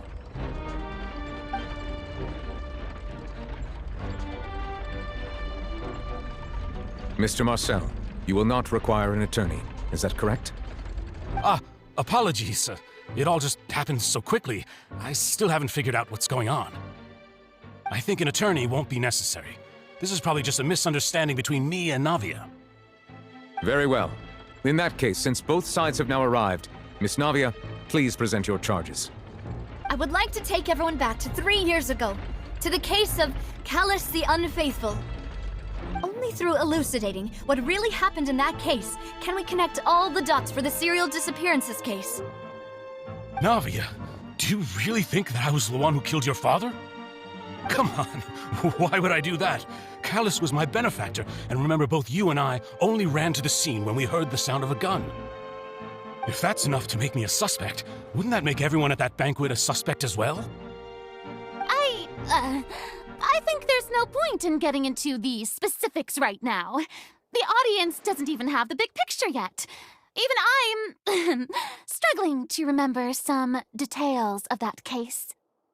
Exactly correct, Your Honor. I must refresh everyone's memory about that case before I can explain my charge and reasoning. I see.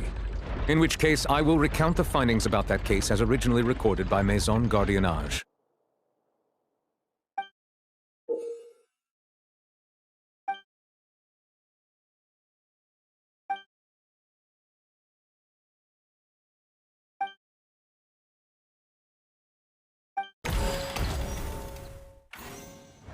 On the day of the murder, Spina di Rosula hosted a large banquet in a countryside estate owned by the Confrérie of Cabrières. During the banquet, all attending guests heard 2 gunshots from the courtyard. When the guests arrived at the scene, they found the primary suspect, Callus, holding a gun, while his acquaintance, Jacques, lay dead from a gunshot wound. The guards' investigation did not recover any other firearms from the scene. As a result, they concluded that the suspect's first shot must have missed, while the second must have taken Jacques' life. The suspect did not dispute this conclusion, and also declined to defend himself in court. Instead, he chose to prove his innocence through a duel. Callus was defeated by champion duelist Clarande in the ensuing duel, and soon succumbed to the injuries. These are the known facts about the case. The one with the motive to kill was Jacques, not my father. And even so, Jacques still had no reason to pull the trigger. In truth, the third person shot Jacques first, and was shot in turn by my father when my father seized the gun from him. After that, the true culprit turned the third person into water, erasing all traces of him from the scene. Thank you for the summary, Your Honor. Of course, the guard's conclusion appeared quite sensible to us at the time. However, we should revisit the case now that we've gained new information about the abilities of water from the primordial sea.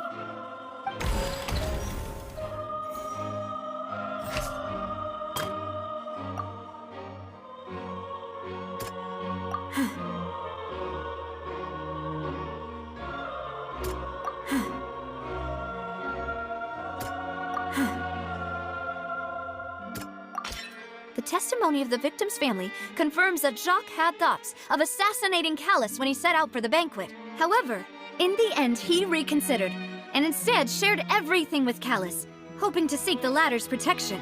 Unfortunately for Jacques, the true culprit had already considered this possibility, and had sent out another assassin.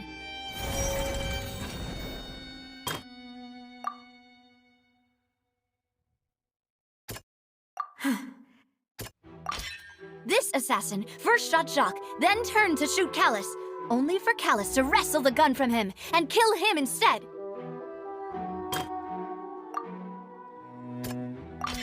A pile of clothing was found at the scene. The guards once believed they were used by Jacques as a costume to disguise himself. But now, it is clear that the clothes were proof that there was a third person at the scene, and that they were turned into water after committing the murder. Since it was raining that day, the culprit was confident that they could use the rain to wash away all traces of their dissolved accomplice. Realizing this, the true culprit caused the hired assassin to dissolve into water, leading everyone to believe Callus was responsible for Jacques' murder. This is the true version of events.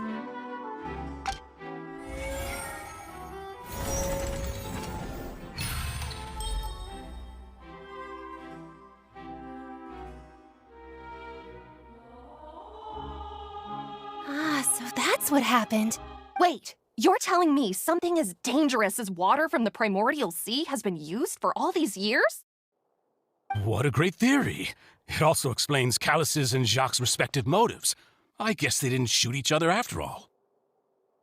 Mr. Marcel, you are the one being charged with the crime. You should provide a rebuttal if you wish to prove your innocence. But I think I agree with everything Navia just said. In fact, there was nothing in her speech that directly implicated me. Then, may I ask some questions? In my opinion, we primarily need to determine two things. 1, do you have the evidence to back up your claims? I'm afraid not. At least not at this very moment. Boo! If you don't have any evidence, you should just go home! I may not have the evidence with me, but I know where I could go to collect it. If we look up the deserted clothes against a record of people who went missing around the same time, we should be able to find a match. Considering the serial disappearances case, the guards probably kept careful records of all missing persons from around that time, regardless of age or gender. That makes sense to me. Monsieur Neuvillette, I would consider this to be a reasonable investigative direction. Why do I feel like Farina's acting a little differently today? Maybe she's scared of embarrassing herself again? Alternatively, she's become more diligent after charging an innocent citizen in the last trial. My second question has to do with the ensuing duel. If the truth is indeed as you described, then why didn't Mr. Callus explain himself in court? If he had testified that a person had been dissolved, he could have at least mounted a defense. I've thought about this too, and the answer is actually pretty simple. He felt there were things that were more important to him. The dissolving power of water from the primordial sea is an important secret for the true culprit of the serial disappearances case. My father could have exposed it for all to see, but he chose to take it to the grave. At that time, Spina di Rosula was in dire straits, and his reputation had already been shattered. He had no guarantee that going forward with the truth would allow the culprit to be brought to justice. What was certain, however, was that it would paint a gigantic target on my back. Boss once told me that Demoiselle had already been selected as the next target of the serial disappearances case. What? If the secret had gotten out, the culprit would have fought an all-out war with Espina right there and then. I wouldn't have been the only one in danger. All of us would have stood to lose our lives. Of course, the guards might eventually figure out the truth of the matter and determine that we were in the right. But what good would that do? How can a hollow verdict protect anyone? Had this opera house ever given my father any kind of confidence in its brand of justice, Spina di Rosula would have had no reason to exist. But by staying silent, we retain the ability to deter our opponents and continue the stalemate. I was able to become Spina di Rosula's president, which made me harder to target, as well as giving me more time to grow and learn. And once I have figured out the truth and stepped up to the challenge, I will do what this opera house cannot and restore my father's truth and honor back to him. So, you mean to say, your father intended to die in the duelist's ring? That's right. Do you have any proof? Of course. All you need is to ask his opponent, Clarand. I don't need your apology, your guilt, or your support from the shadows. You don't have to do anything for my sake. But since he entrusted his will to you, Clarand, you should tell us the truth about his sacrifice. So, during the duel, did you believe that Callus was intending to die? Yes, I did. As a champion duelist, I've fought many battles and taken a countless number of dishonored lives. In my line of work, I've seen all kinds of people give their all for the faintest hope to continue living. Some were determined, others passionate, and some even manic and twisted. Just one look and I can tell if a duelist is hoping to live or if they're looking to die. I hereby swear on my name and honor as a champion duelist that Mr. Callus never intended to leave the ring alive. Since that's your testimony, I have no more questions. It appears there really are good grounds to reopen this case. I concur. However, Miss Navia, you still have not explained the link between your father's case and the serial disappearances case. Right? What she said was fascinating, but kind of beside the point. Wait, weren't they just talking about the serial disappearances case? Of course, Your Honor. The two cases are connected via a matter of timing. In my father's case, the culprit intended to kill both Jacques and Callus. As a result, they planned to act after hearing 2 gunshots. And, at the end of Linny's trial, the culprit also only dissolved the victim in front of everyone because they realized they were at risk of being identified. The culprit could only time their actions so precisely if they were already at the scene. Coincidentally, Marcel attended both the banquet and the trial. So that's why you suspected me. Even after hearing your reasoning, I still can't help but find it a little preposterous. I'm used to it, though. You've always been an impulsive and sentimental child, Navia. It's one of your most endearing traits. No need to appeal to pathos. I won't try to refute your points one by one, but even if everything you just said was true, can you prove that I was the only person present at both events? On top of that, does a person have to be physically present to control the timing?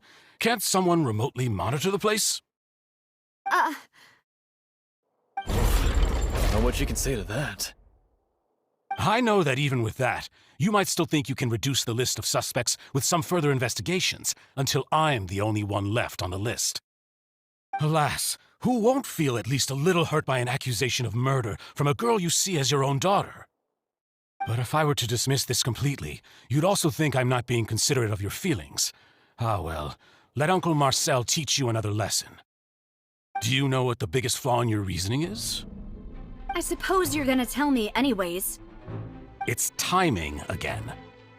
I'm a businessman by trade. From that standpoint, there's no reason for me to kidnap young women. It's a high-risk action with nothing to gain. In addition, I left my home in Snezhnaya when I was young to come to Poisson and work in some trade. My business only thrived when I received Callus's patronage. But the disappearances began before I ever stepped foot in Fontaine.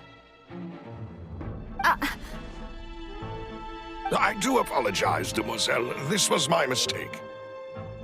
No, it's not your fault. I'm sure he had come prepared. Is there anything else you'd like to say? Would you like to check the date of my first business license against the first known case of the serial disappearances?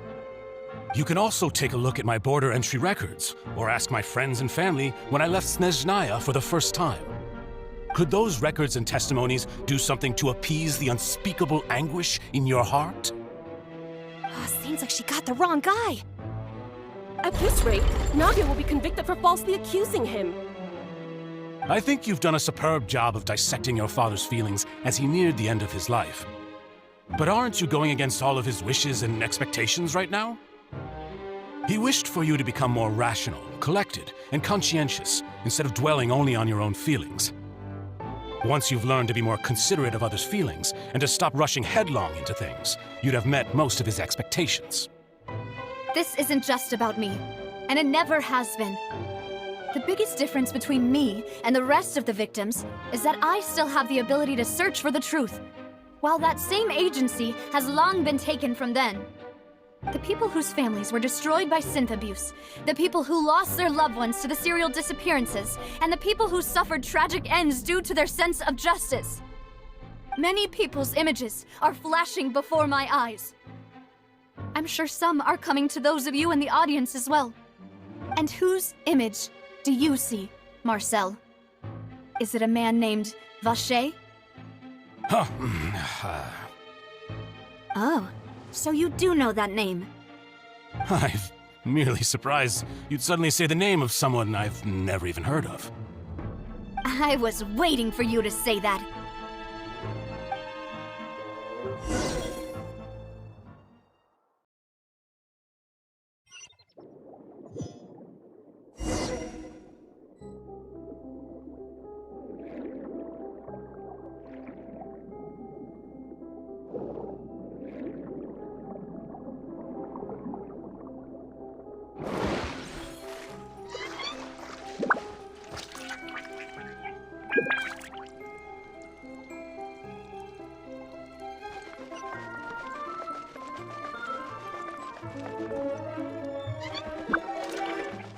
Time's up! Wait, no. It must be your turn to turn.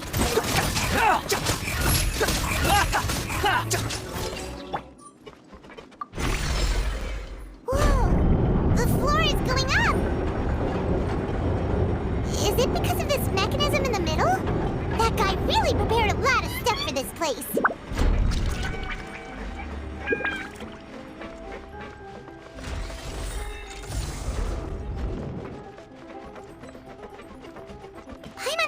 We need to go up, but Paimon doesn't see a way. Let's take a look around. Maybe we'll find a hidden mechanism that'll show us the way up.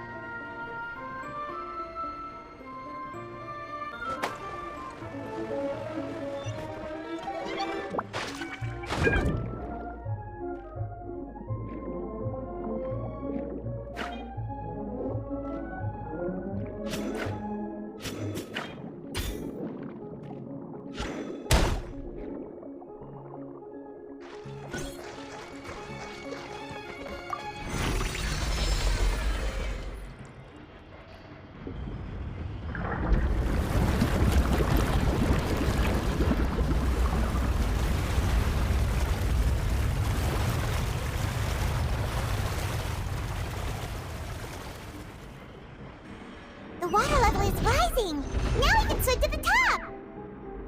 But this is still a ways away from where we need to go.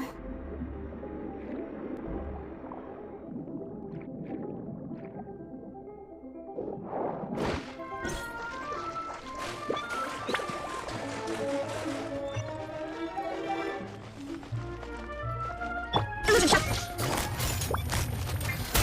I'll catch up! What devices? Gotcha!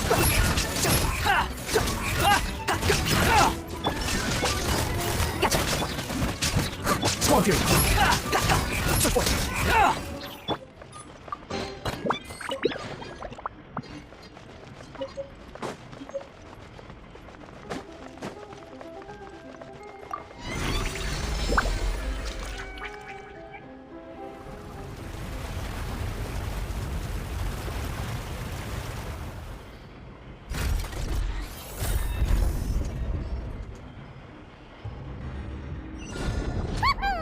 Now the path is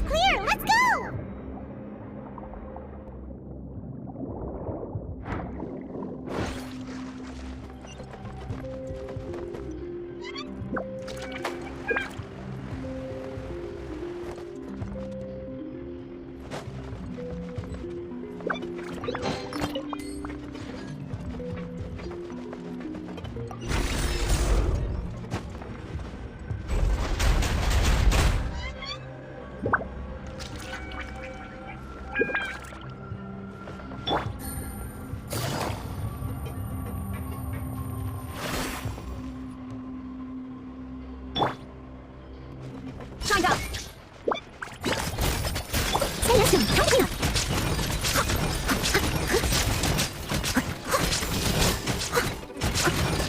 Someone needs assistance.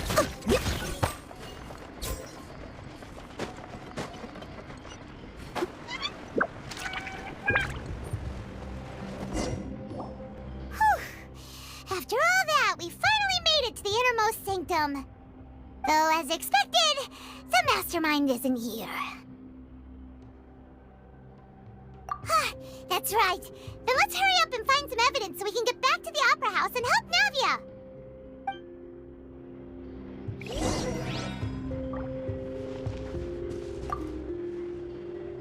What's all this? Aw, it's a bunch of really cute things. Pink accessories, a hair tie, a necklace, even a makeup box. Oh, Paimon sees it too, but why are all these cute things labeled with different girls' names? Huh? You mean the girls from the serial disappearances? They were brought here?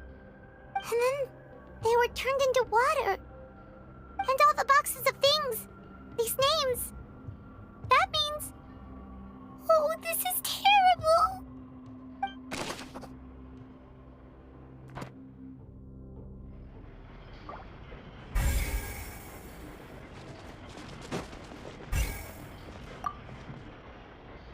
What's this over here?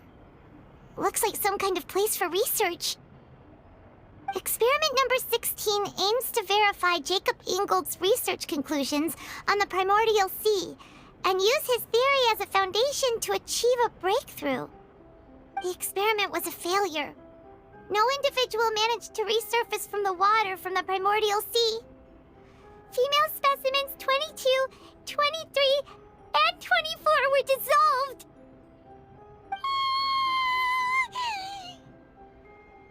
Sorry, Traveler. Paimon will try her best.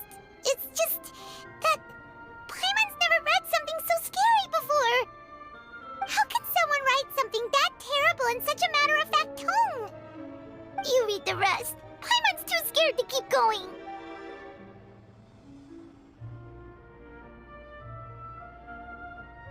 So that's why he did all of these experiments. Wait, did he really think he'd be able to find a way just by dissolving people over and over? That's just insane! Huh? Isn't that the name you heard by the fountain? Paimon thought he was an eyewitness in the serial disappearances case. Ah, you mean Vache is the one who did all of these... experiments? So that's it! Vache was no victim, but personally took his lover and... No, that's not it either! If that's the case, why would he want people to resurface from the water? In any case, Paimon will write it all down.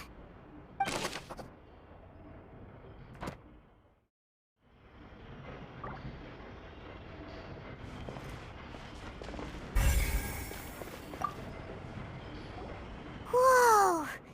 There's so much synth here! And so many bottles of ingredients that probably just contain the waters of the primordial sea. Mixing in progress, ready to drink, stock sample? Huh. They've also got all the synth pretty clearly labeled. Whoa, there's even fruit-flavored synth? Yep, it's super obvious.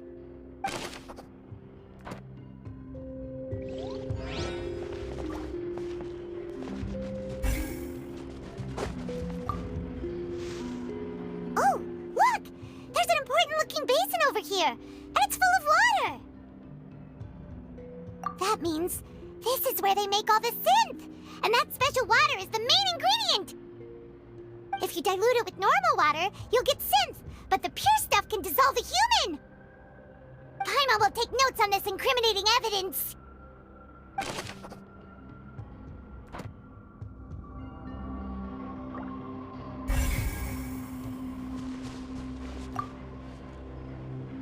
Let's see what's written here. Nothing escapes Detective Paimon's eyes.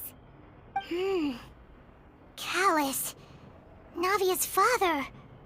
Oh, this seems to be an investigation report on him.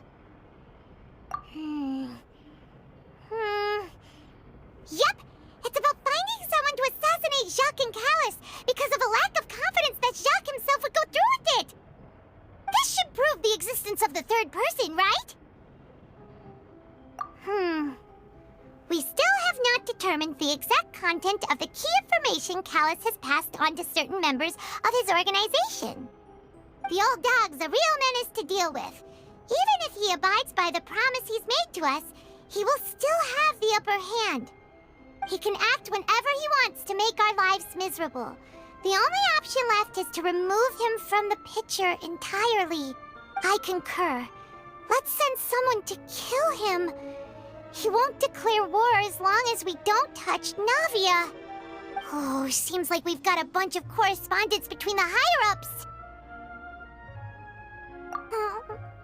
They're all just so evil.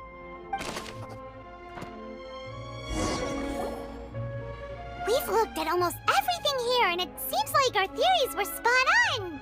But yeah, we haven't found anything that reveals his true identity. No wonder even Neuvillette wasn't able to find anything. Whoever it is probably destroyed everything to do with that name a long time ago. That way, even if we bring all this back to the opera, we won't be able to identify the true culprit. Sure thing. Paimon won't admit defeat to this guy either.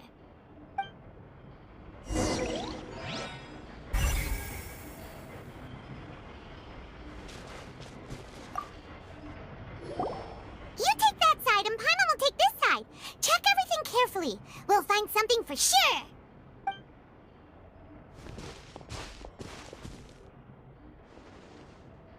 Ugh.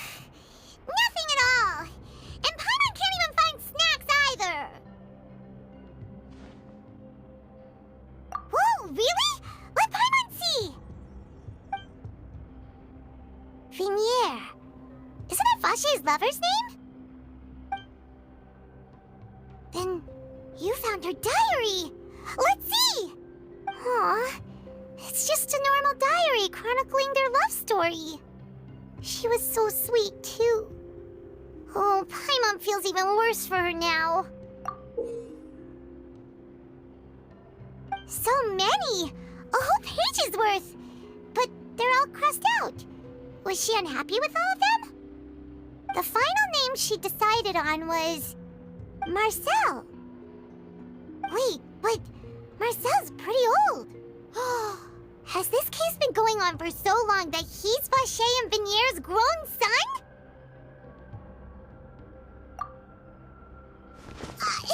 Hey!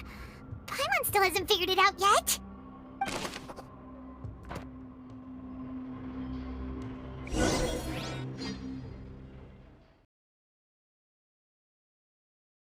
And whose image do you see, Marcel? Is it a man named Vache?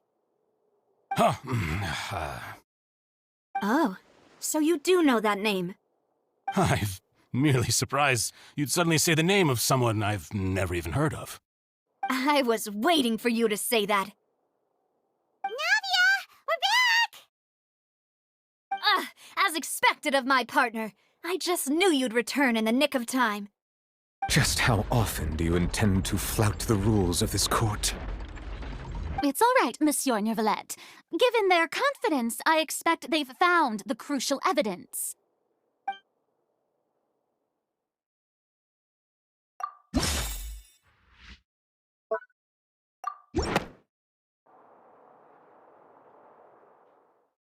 But the truth of it, Marcel, is that you've always been Vache. Huh? We've investigated your lair and we already know everything! After your lover, Yesteryear, was dissolved, you kept abducting young women to experiment on the hopes of bringing her back to you! You even created Marcel as a new identity and destroyed all records of your past as Vache! So that's it. Even the villains in opera performances rarely go that far. And with that, Marcel's motive has now been established. This information regarding your past also dismantles your prior timing defense. Well, Marcel, do you know where you went wrong? You fixated your gaze on the lover that passed away, instead of paying attention to the living people around you. So, you never noticed how we changed, or how we grew as individuals. You also never understood Boss's real expectations for his daughter. Or our determination to see things through. Your determination. Mr. Marcel, please speak up now if you would like to defend yourself. Otherwise, the trial will move on to the next stage. Do you really think I wanted to do any of this? Pay attention to you? What for? Have you ever paid attention to me? Ever empathized with my pain? Ever known how it feels to watch the love of your life dissolve right in front of your eyes? No one helped me. No one even believed me. All those decades ago, even the officers from the Maison Gardiennage were laughing at me. They said there's no way a human being can turn into water. So I must have gone mad from grief. Vignier's death was brushed away by all of you as if it didn't matter at all. Well, now you know, don't you? Ha! Well, it's too late now. All those who were dissolved are gone forever. You only have yourselves to blame. You set up this ornate opera house in pursuit of your so-called justice, your beloved drama, while turning a blind eye to the suffering of the people. Vignier is dead. We promised each other that we would always be together. Wherever she goes, I will follow. But I'm not from this blasted place, so I can't be dissolved, no matter what I do.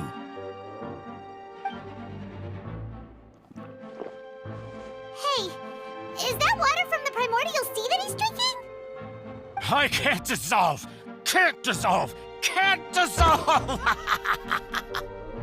Do you all see? I can't go, I can't follow. So if I can't go where she is, what choice do I have but to try to bring her back? I did all of that, and in the end, that accursed Callus still got the better of me. I spent my entire life living on pins and needles, only to get stabbed by his idiot daughter at the very end. The suspect is exhibiting signs of mental distress. Guards, please restrain him. Don't touch me! Don't anybody come near me! I still need to save Vignier. A promise. We made a promise. Vignier! Vignier! Please, Vignier! Don't think badly of me. All I want to do is fulfill our promise. At this point, the verdict of this trial is clear. With Mr. Marcel's conviction, the charges against Mr. Tartaglia no longer have any basis. Fine by me. I was in a bad mood, but after a show like that, I'm actually feeling pretty good. Traveler, please submit all the evidence you have collected to the guards, so that I might review and summarize the truth behind the serial disappearances case. The man now known as Marcel was originally named Vacher and worked as an adventurer with his partner and lover Vignier. During an underwater expedition, Vignier accidentally came into contact with water from the primordial sea and was dissolved in front of Vacher as a result. Vacher learned of the primordial water's existence through the work of others and began to kidnap young women for research, with the goal of discovering a method to restore Vignier back to life. To cover his tracks, he invented the new alias of Marcel and began to operate a business in Poisson. During the course of his research, Vacher discovered that a diluted concoction of water from the primordial sea can induce feelings of euphoria, and began to manufacture and market synth. However, as he accumulated wealth to fund his continued research and expanded the scope, he came into conflict with Spina di Rosula.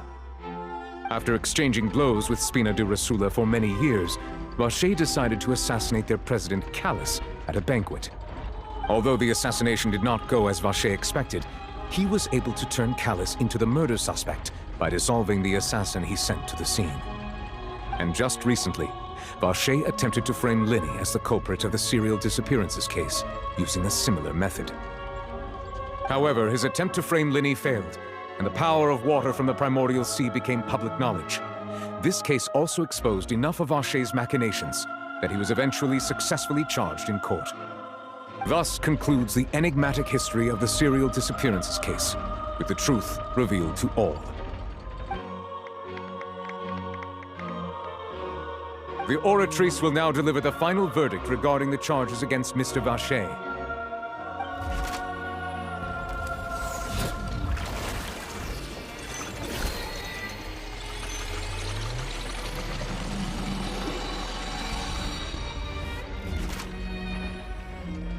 According to the judgment of the Oratrice Mécanique d'Analyse Cardinale, Mr. Vacher is guilty. Guards! Take Vacher away.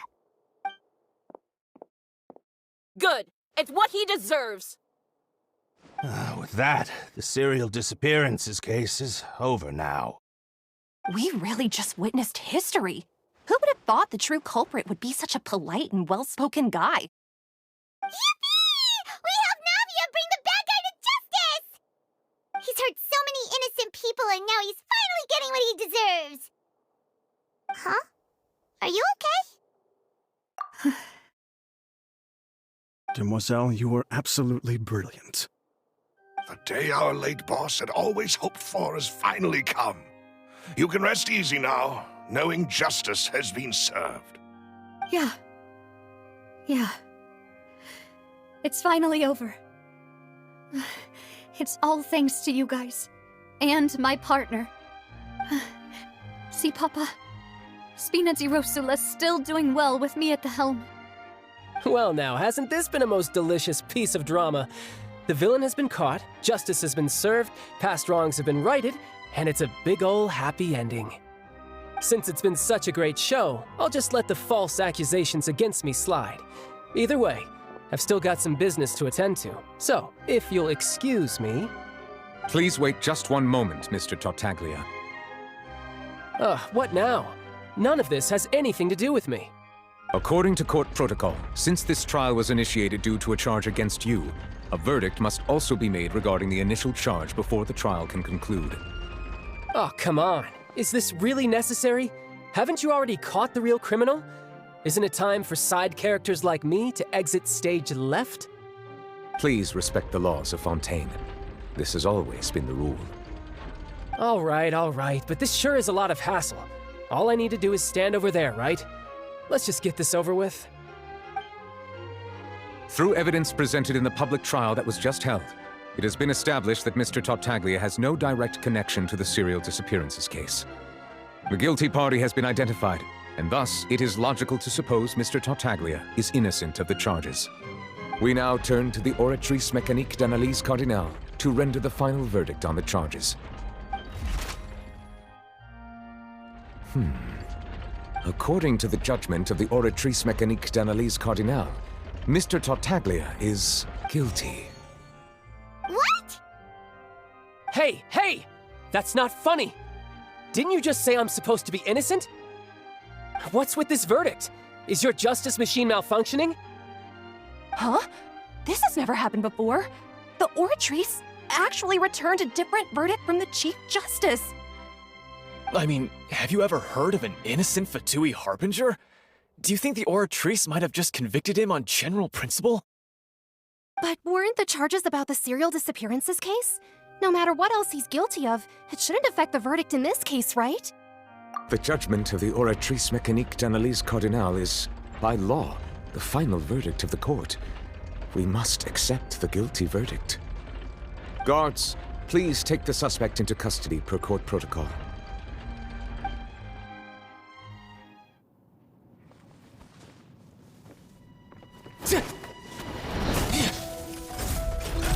So this is how justice is done in Fontaine. What a joke.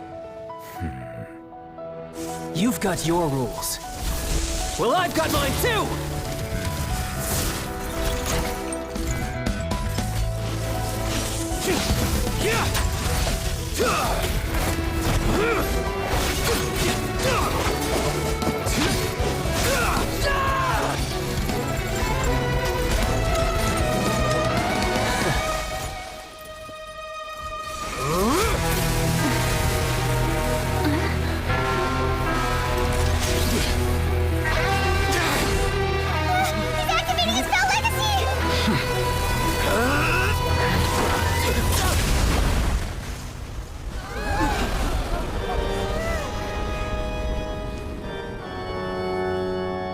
am sorry.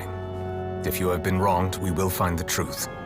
But the rules of the court must be upheld.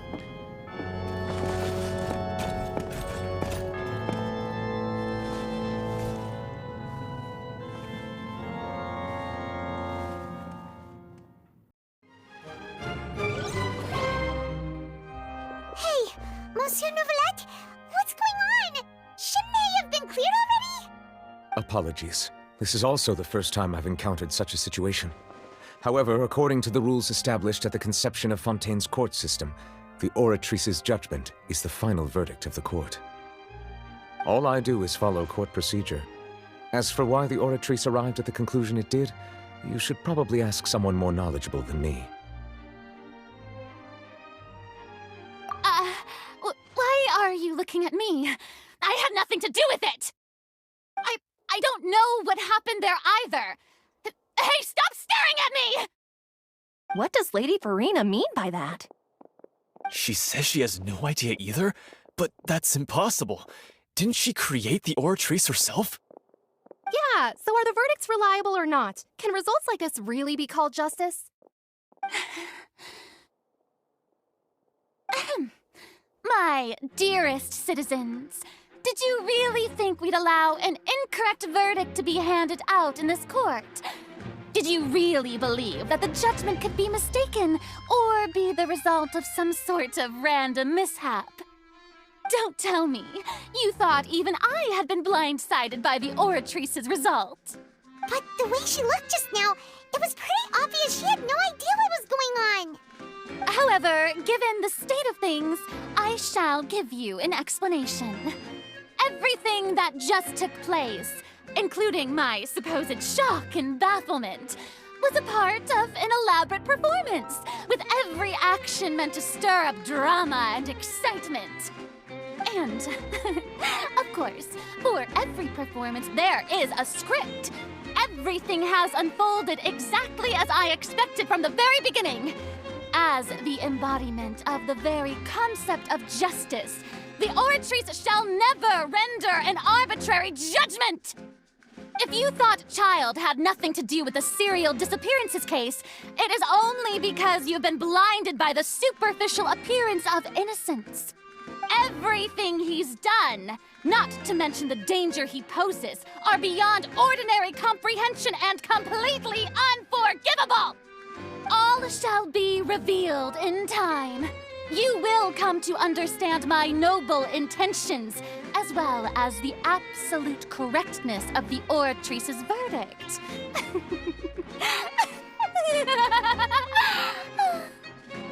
Now, having said that, although I hate to leave things hanging in suspense, it is now time for this performance to end. As the lead actress, I shall be the first to take my leave. Toodaloo! So she chose to make her escape after all, did she? So you're saying we shouldn't put much stock into what she just said? She probably just put on that performance to save face. As for the truth, it's unlikely that she actually has any idea. However, please be assured that I will continue to investigate this case in a personal capacity. Just as I promised, if the judgment has been incorrect, we will do our utmost to clear his name. All right. Even though we feel pretty badly for him, we'll take your word for it for now. After all, he's done plenty of bad stuff, so he should have known he'd go to prison someday, right?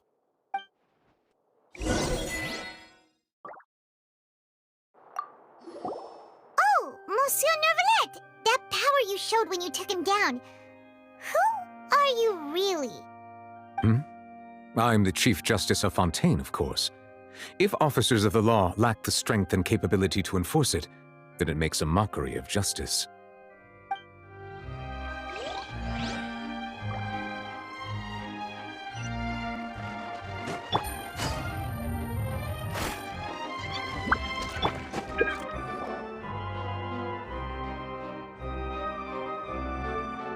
Hey, what are you doing? Quick, stop him! Traveler! Hey! Traveler! Marcel! What are you doing over here? Stop resisting arrest! Cease, or we'll add another charge to the list! No, wait! I just want to ask the Traveler something. I'm not looking to run away. Please, just let me ask this one small thing. Go on. Thank you. I was being led away when I finally realized something. Where did you first hear the name Vacher? I erased all records of that name. So, unless... Are you still trying to prove your innocence? Give it up. You've already been convicted. Really? You did? You're sure? You met her? But how could that be? How did you manage to do it? The Fountain of Lucine? Then she's been so close to me all along. And I just never... Please give me a chance to talk to her again. Just let the Traveler take me to the fountain to see her one last time. This is the last request I'll ever make in my life. You can do whatever you want to me afterwards. I don't care. What? Give an inch and you want to take a mile? Do you think serial killers get to make requests like that? Paimon agrees. Why should we give him what he wants when he's only done a ton of super terrible things? This request, is it worth as much to you as your life? Of course! Wait, no. It's worth even more than my life. Humans? Will they betray the instinct to live just to satisfy spiritual needs? Very well. I will grant your request. Your Honor, I fear that... I will go with him. You do not need to worry about any escape.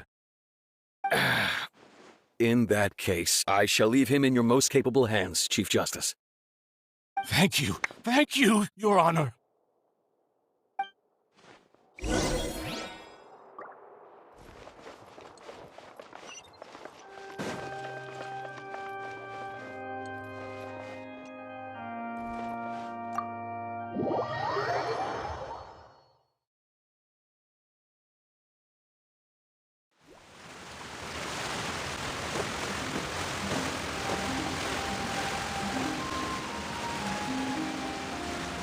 Is this the place?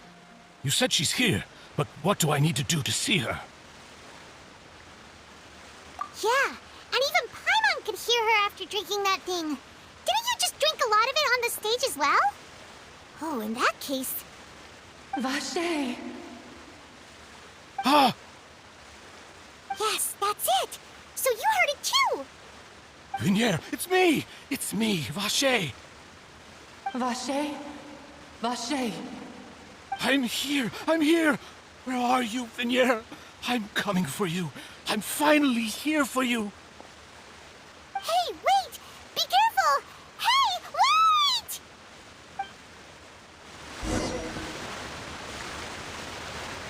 Vignier, is that you? It's me, Vacher! Vignier! Vacher? Why did you come? Didn't I say? You don't need to look for me. You look a lot older than I remember. How long has it been? It's been more than 20 years. I've suffered for over 20 years since the day you left. All this time, only the thought of bringing you back has kept me alive. Nothing else mattered to me. I must be dreaming. Who would have thought I'd get the chance to tell you all of my feelings like this? Vignier, you are my everything. I really don't know how I could live without you. But Vacher, if you ask me, this world would be better off without you. What are you saying? If not for you, I would have finished my law degree and probably become a top-tier attorney one day. If not for you, I would have continued to pursue my love of the arts, and my works would have been displayed in the Palais Mermonia itself. If not for you, I would at least have been able to take care of my mother. And she would not have grown old and died alone, with nothing but the tears on her cheeks. It's all because of your selfishness, Vacher. It's all because of you. You... Wait, you are not Vignier. Who are you? You're right. I am not Vignier. I am the sacrifices. Every woman who died by your hand has our bodies dissolved our consciousnesses flowed back to the primordial sea. Our thoughts circulated endlessly within the primordial sea, and we were no longer individuals, but we became one, just as streams of water come together in the sea. I'm Cressy. I'm Lemony. I'm Azine. The only one I am not is Vignier. Why? But then, where is Vignier? She doesn't want to see you anymore. Every tendril of her consciousness is avoiding you. This is what you get for your selfishness. Your selfishness robbed us of our lives and our futures. You said time and time again that you'd do any and everything for her. But did you ever consider whether she'd want to see you do the things that you did? If she would despise you for what you became?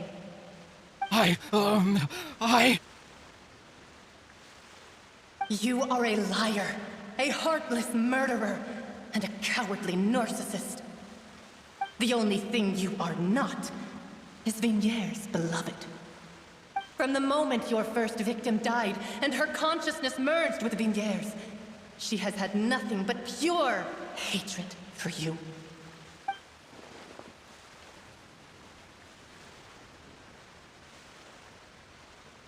No! Yeah! She can't hate me. Let me see her. Please! Have mercy! You still don't understand. When I said don't look for me, that came from the real Vignier. She really doesn't want to see you anymore. But on top of that, she also said that because it's her final drop of pity for you. She said that because she knew that if you did come here, we will show no mercy to you. Vache. Vache? Vache. Vache. Vache. Vache. Drown.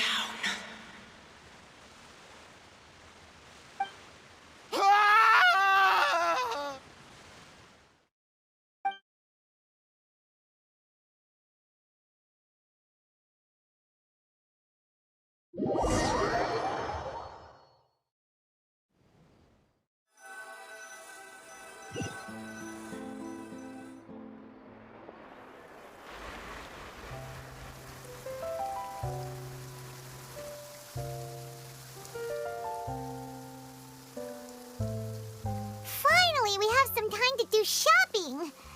Gosh, it's really been a long time since we've been able to relax. Ah, well met, partner. I knew something great was going to happen when I woke up in such a good mood today. Even this weather can't put a damper on the demoiselle's mood. It's a pleasure to see you both again. Oh, hey, Navia! It's been a few days. Paimon's already started to miss you. Oh, now that I believe. I'm easy to work with and always bring home the bacon. Who wouldn't treasure having a partner like me? Sounds like you're really enjoying life these days, Navia. What have you been busy with since the trial? It's just been one thing after the other. I've been making non-stop trips between Poisson and the courts in Sen. Everyone from Spina di Rosula organized a memorial for my father. We never held a memorial when he first died, since everyone knew that even if we held one back then, no one was going to come. This time, though, everyone in Poisson, and even many people from the court, all attended. So his name's definitely been cleared now. That's what we like to hear. It's been the dearest wish of Demoiselle all along. That blasted stubborn fool. I was right to put my faith in him. I'm so glad I didn't give up on the case all those years ago. Oh, by the way, I ran into Charlotte just after I left the memorial service. Well, maybe it'd be more accurate to say I knew she would be there, and there was no way she'd just let me go. Huh? So you know Charlotte too? The Charlotte? Journalist from the Steambird? Yeah, way back when I first became the president of the Spina di Rosula, she was all over me. Wouldn't take no for an answer. I believe the story was called The True Heart of Darkness, Secret Tales of the Yellow Rose. To be fair, though, it was a really flattering feature. So, we've been on pretty good terms ever since. She was trying to lean on our friendship to get me to do an exclusive piece on the serial disappearances case. Oh yeah, she told us about that. She's always been super interested in that case, so now her wish has finally come true too. Anyway, I told her to make sure that when she writes about you guys entering the opera house with the critical evidence, that you both sound really cool. Now that's another thing to look forward to. We trust Charlotte's skills with a pen for sure. Oh, and in other news, I also took Clarand out for a meal. Oh, are you two on better terms now? While you were investigating Vache's headquarters, Clarand gave testimony on my father's behalf. It was thanks to her that we were able to turn the tide. I wanted to thank her. I mean, there's also no point in being awkward all the time, so we took the chance to reconcile with each other. Oh, that's great. Paimon also thought Clarand wasn't actually a bad person. It's always good to have more friends. Anyway, now that the case has finally been solved, perhaps it will slowly begin to fade from the public consciousness. Oh, actually, there's still one last thing I need to do. What is it? I should pay a visit to my father's grave and tell him the truth of what happened, as well as how it all ended.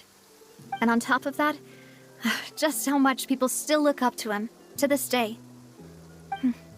That includes me, too. Miss Navia. Indeed.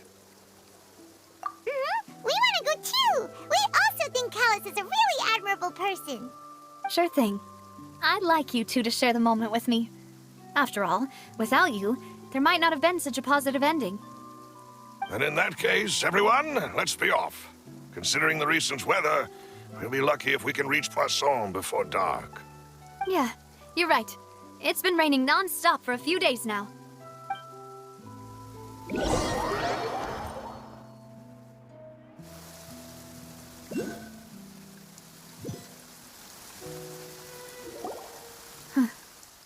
This is where my father's grave is. To be perfectly honest, even I haven't been back here for a long time. Huh? There's someone there already. Wait, that figure. It can't be... Isn't that Neuvillette? Why would the Chief Justice be here? Huh? Navia?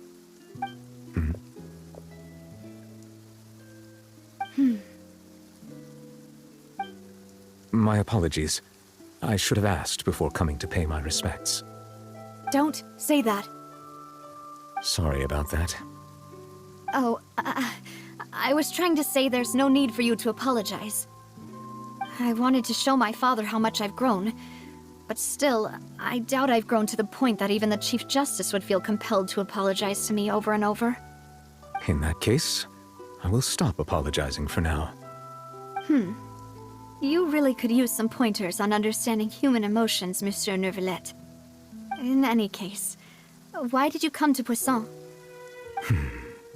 Well, ever since that day, I've been turning a question over and over in my head. Just what is justice, anyway?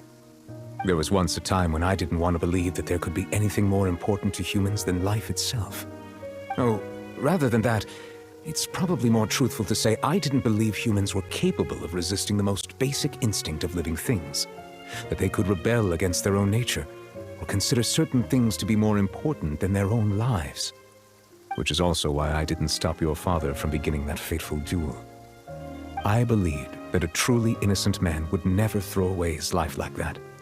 That there was nothing, should have been nothing more important than one's own continued survival.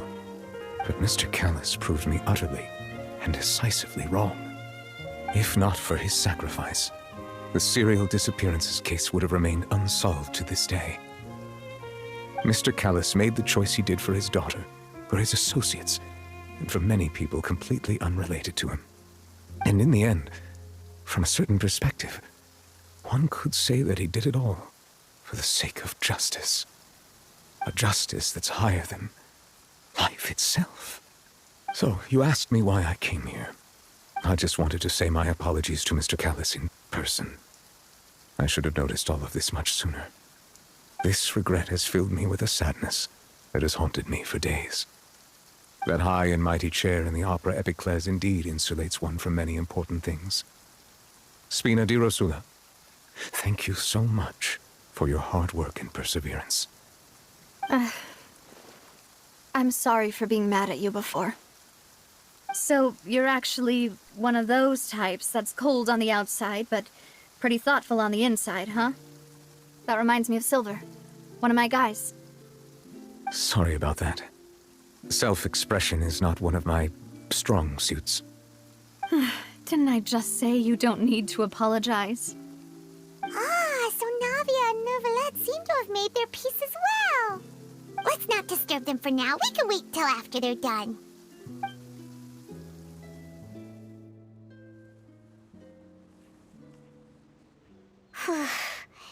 Paimon's never paid respects at someone's grave before.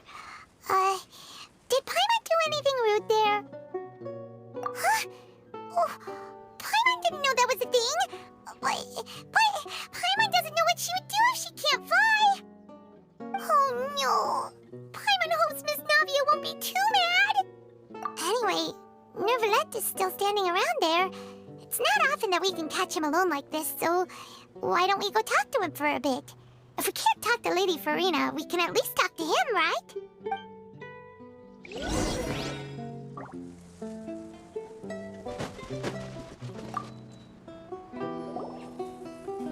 Oh, it's you two.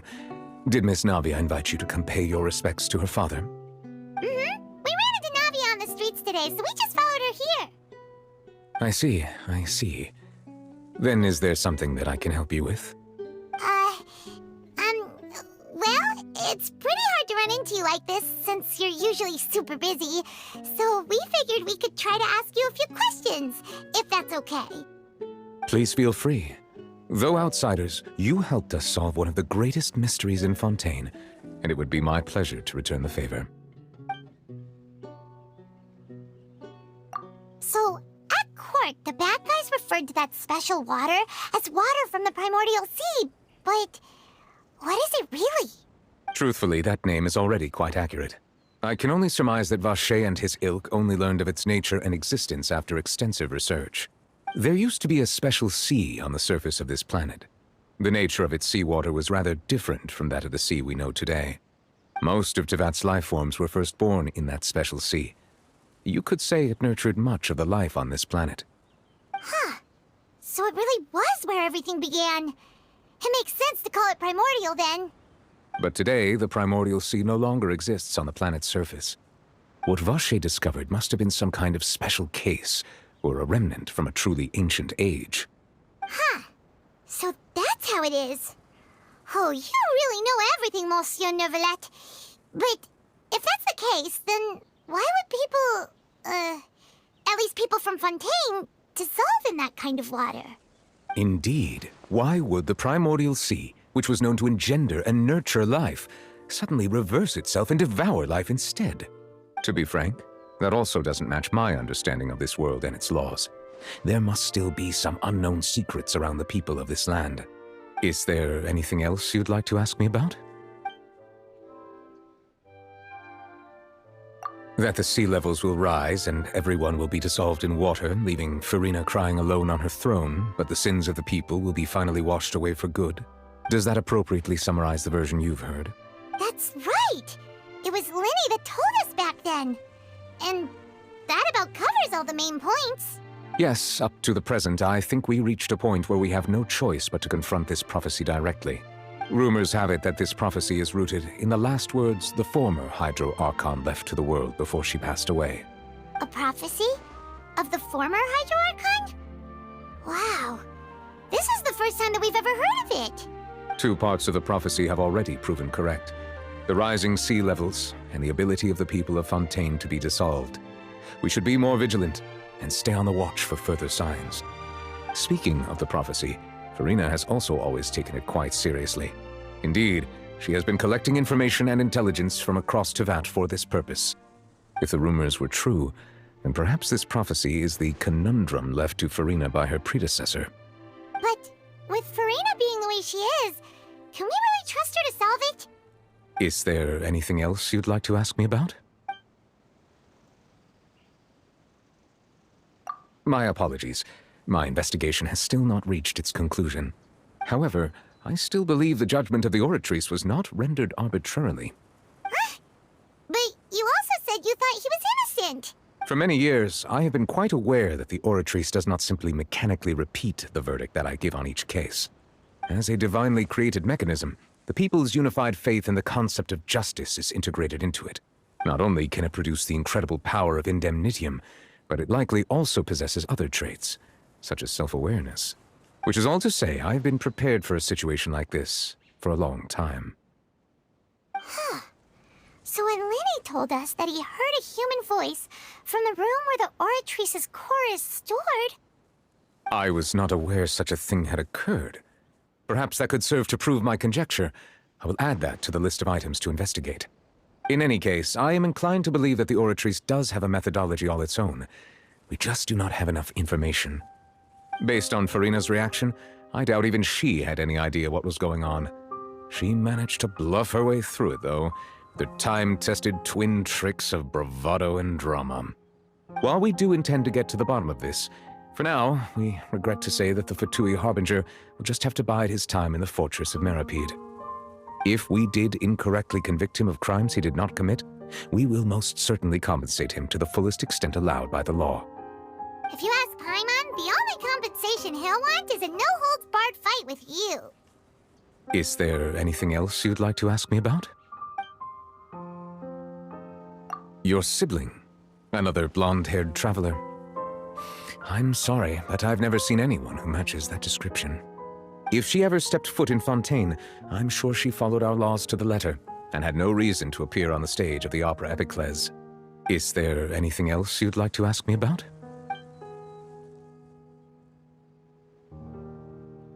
Very well. It was my honor to provide you with what answers I could. I very much enjoyed conversing with you. It will soon be time for me to leave this blissful tranquility behind and return to Palais Memonia. You really are super busy, Monsieur Neuvillette. Paimon thought you only came here to pay your respects today because you had the day off. Crime and villainy do not have the day off, and so justice must work around the clock as well. This is merely the nature of a justice's work. All right, you've got a point. Huh? Paimon just noticed that the rain has stopped.